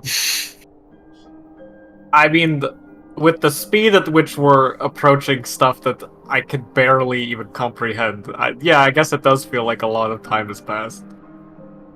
Yeah, I could agree with that. I just want to play guitar, for God's sake. When he just kind of puts her hand on your shoulder, Pala was like, I understand this is probably a lot to take in, and I didn't mean to get everyone else involved here to the extent that I did. I really do apologize. And I know some of you, she kind of like looks around, some of you have equally serious and complicated life missions or goals or aspirations as me.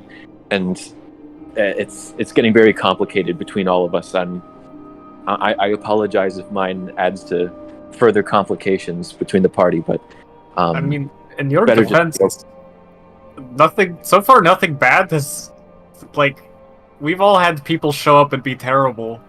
I mean, I guess the Hydra was, like, tangentially related so far, but, like, you said get us involved. So far, we've just found a gun. So, like, I don't feel super involved, at least. I guess you're right. I guess Yeah. you're right. I guess it really hasn't. I haven't really done anything in terms of that. I suppose. Yeah. Well, you haven't Never put mind, us I in think- danger. Don't is the jinx point. it! Don't jinx it! You're gonna get stuff happening. We don't need more. You're right, Greg. Don't You know what? jinx It's it. better. It's better this way. It really is probably this way. Yeah, Wendy, honestly, don't, please don't apologize. You've done nothing but help me since the foot we left home, so yeah, anything I could do to help you, I'd be happy to. It sounds really important to you, so. And if it's the calamity that's gonna destroy all Solaris, it's really important to me too. So I'm happy to have you with me, so I know about it and I can help you. The mission I'm on is not something I chose. It's just, I don't know, something that I was kind of given, and I never really thought about whether I wanted to do it or not. I just accepted it, and you all are, I've grown close with you all, but at the same time, you're all probably the best bet I have at preventing this calamity. So I'm with you all because I've grown to care for you all, but at the same time, you also are of great use to me. To be very blunt and honest. No, it's true. My mom probably wanted to help you out too. But she, probably meant that when she said to watch over each other. So. Oh yeah, yeah. Of course. I'm sure your mother knows quite a good deal, probably more than I do.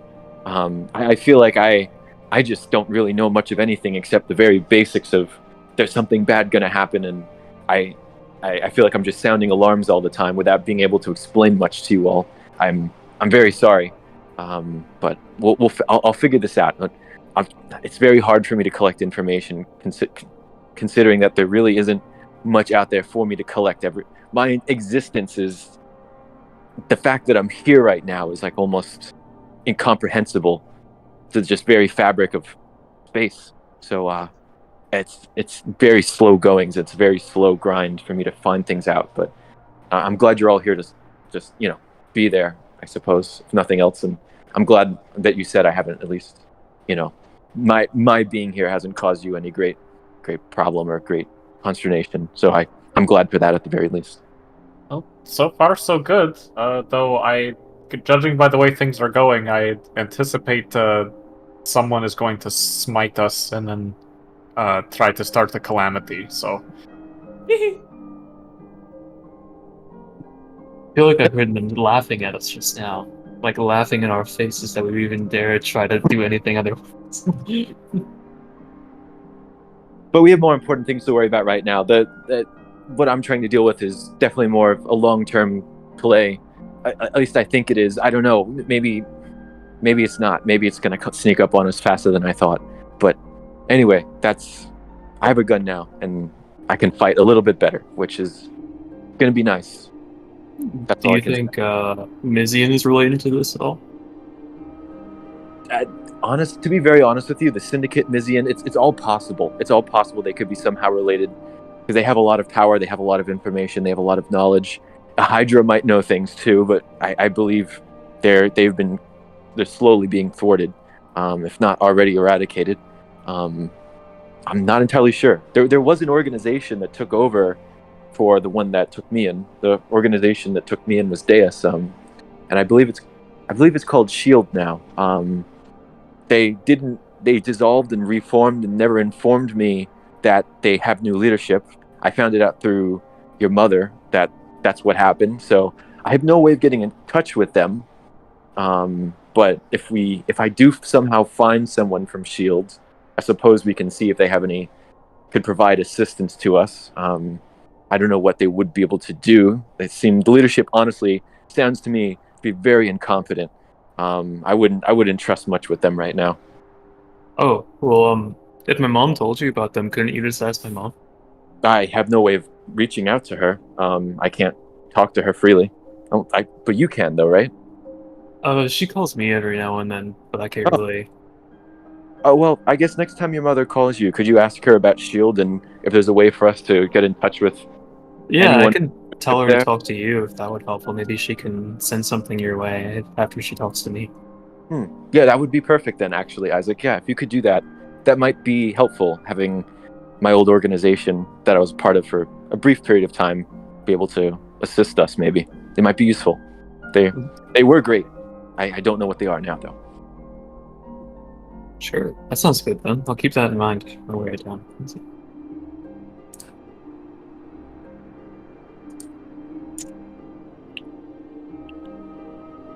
Where to next? I guess back to the smith. Okay. I do have this prepared, but I feel like the team, at least Gain, should be here to speak Okay. with the Smith. So I think we're okay calling the session here. Sure. Okay. That being said, I'll grant you a progress report on this final day that you have. You were able to recover the Fontaine special, but it seems you have elected to keep it for yourself. Margie Fontaine will be entering the battle without her prized possession. Your allies include Jask and Abel and the rest of the Fontaine family. But you were able to recruit both Maple and Harshnag, the Season's Greetings, and Astrid to help you in the fight against Mizian.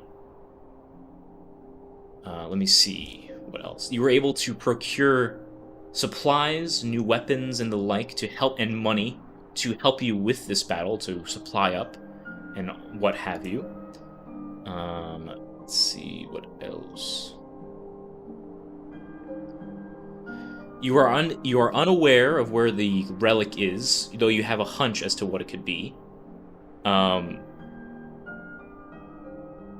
And you still are unaware of where exactly Mizian will likely be. So knowing all that, what is the last thing you guys would like to do outside of talking to Ira? Wait, was it? Mizian is after the relic, right? And let's see. Is there anything we can do to set up a good location? I was wondering. Well, if we find the relic, or if we find out where it is, then we find out where his end destination is, right? Yeah, I guess once Gain is here, we talk to them. Okay, that sounds good. That sounds good. So once you guys are going to try to figure out where Mizian is most likely to have his base set up after you speak with Ira. Is that how you'll be spending your final day? You're doing some recon. Yeah, I guess that sounds good. Yeah, because we could figure out. I mean, would it be worth finding a secret spot to keep Ira and the hammer? Assuming we figured all that out. Oh yeah, maybe we could find where it currently is, and then move it to a secret location. Yeah, it's not. There's got to be a more.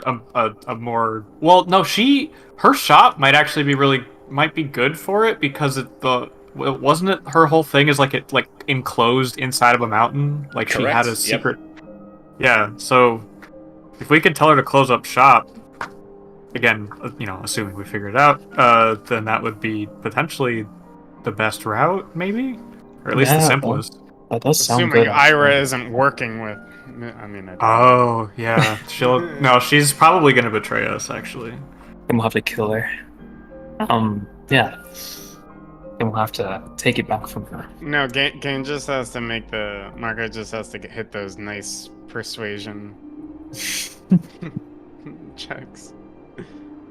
It's all up in the air. It's all on Marco. Well, alrighty. I will keep that in mind. So you're going to stick with the allies you have now. You're not going to try to get any more. And you're just going to hope for the best with what you got so far. Figuring out where Mizian will be first may help you have a preemptive strike, potentially. And what have you. Very good. I will keep that in mind going forward. Next session is going to be interesting. Very interesting indeed. supposedly a fight's gonna happen. eventually. It's potentially next Sunday, right? Yes. Is what is next Sunday again? That is the 30th. Is there Yeah. anything I'm weird personally all happening on the good 30th? for that day. Pretty sure I'm good that day. Yeah, I'm good that day.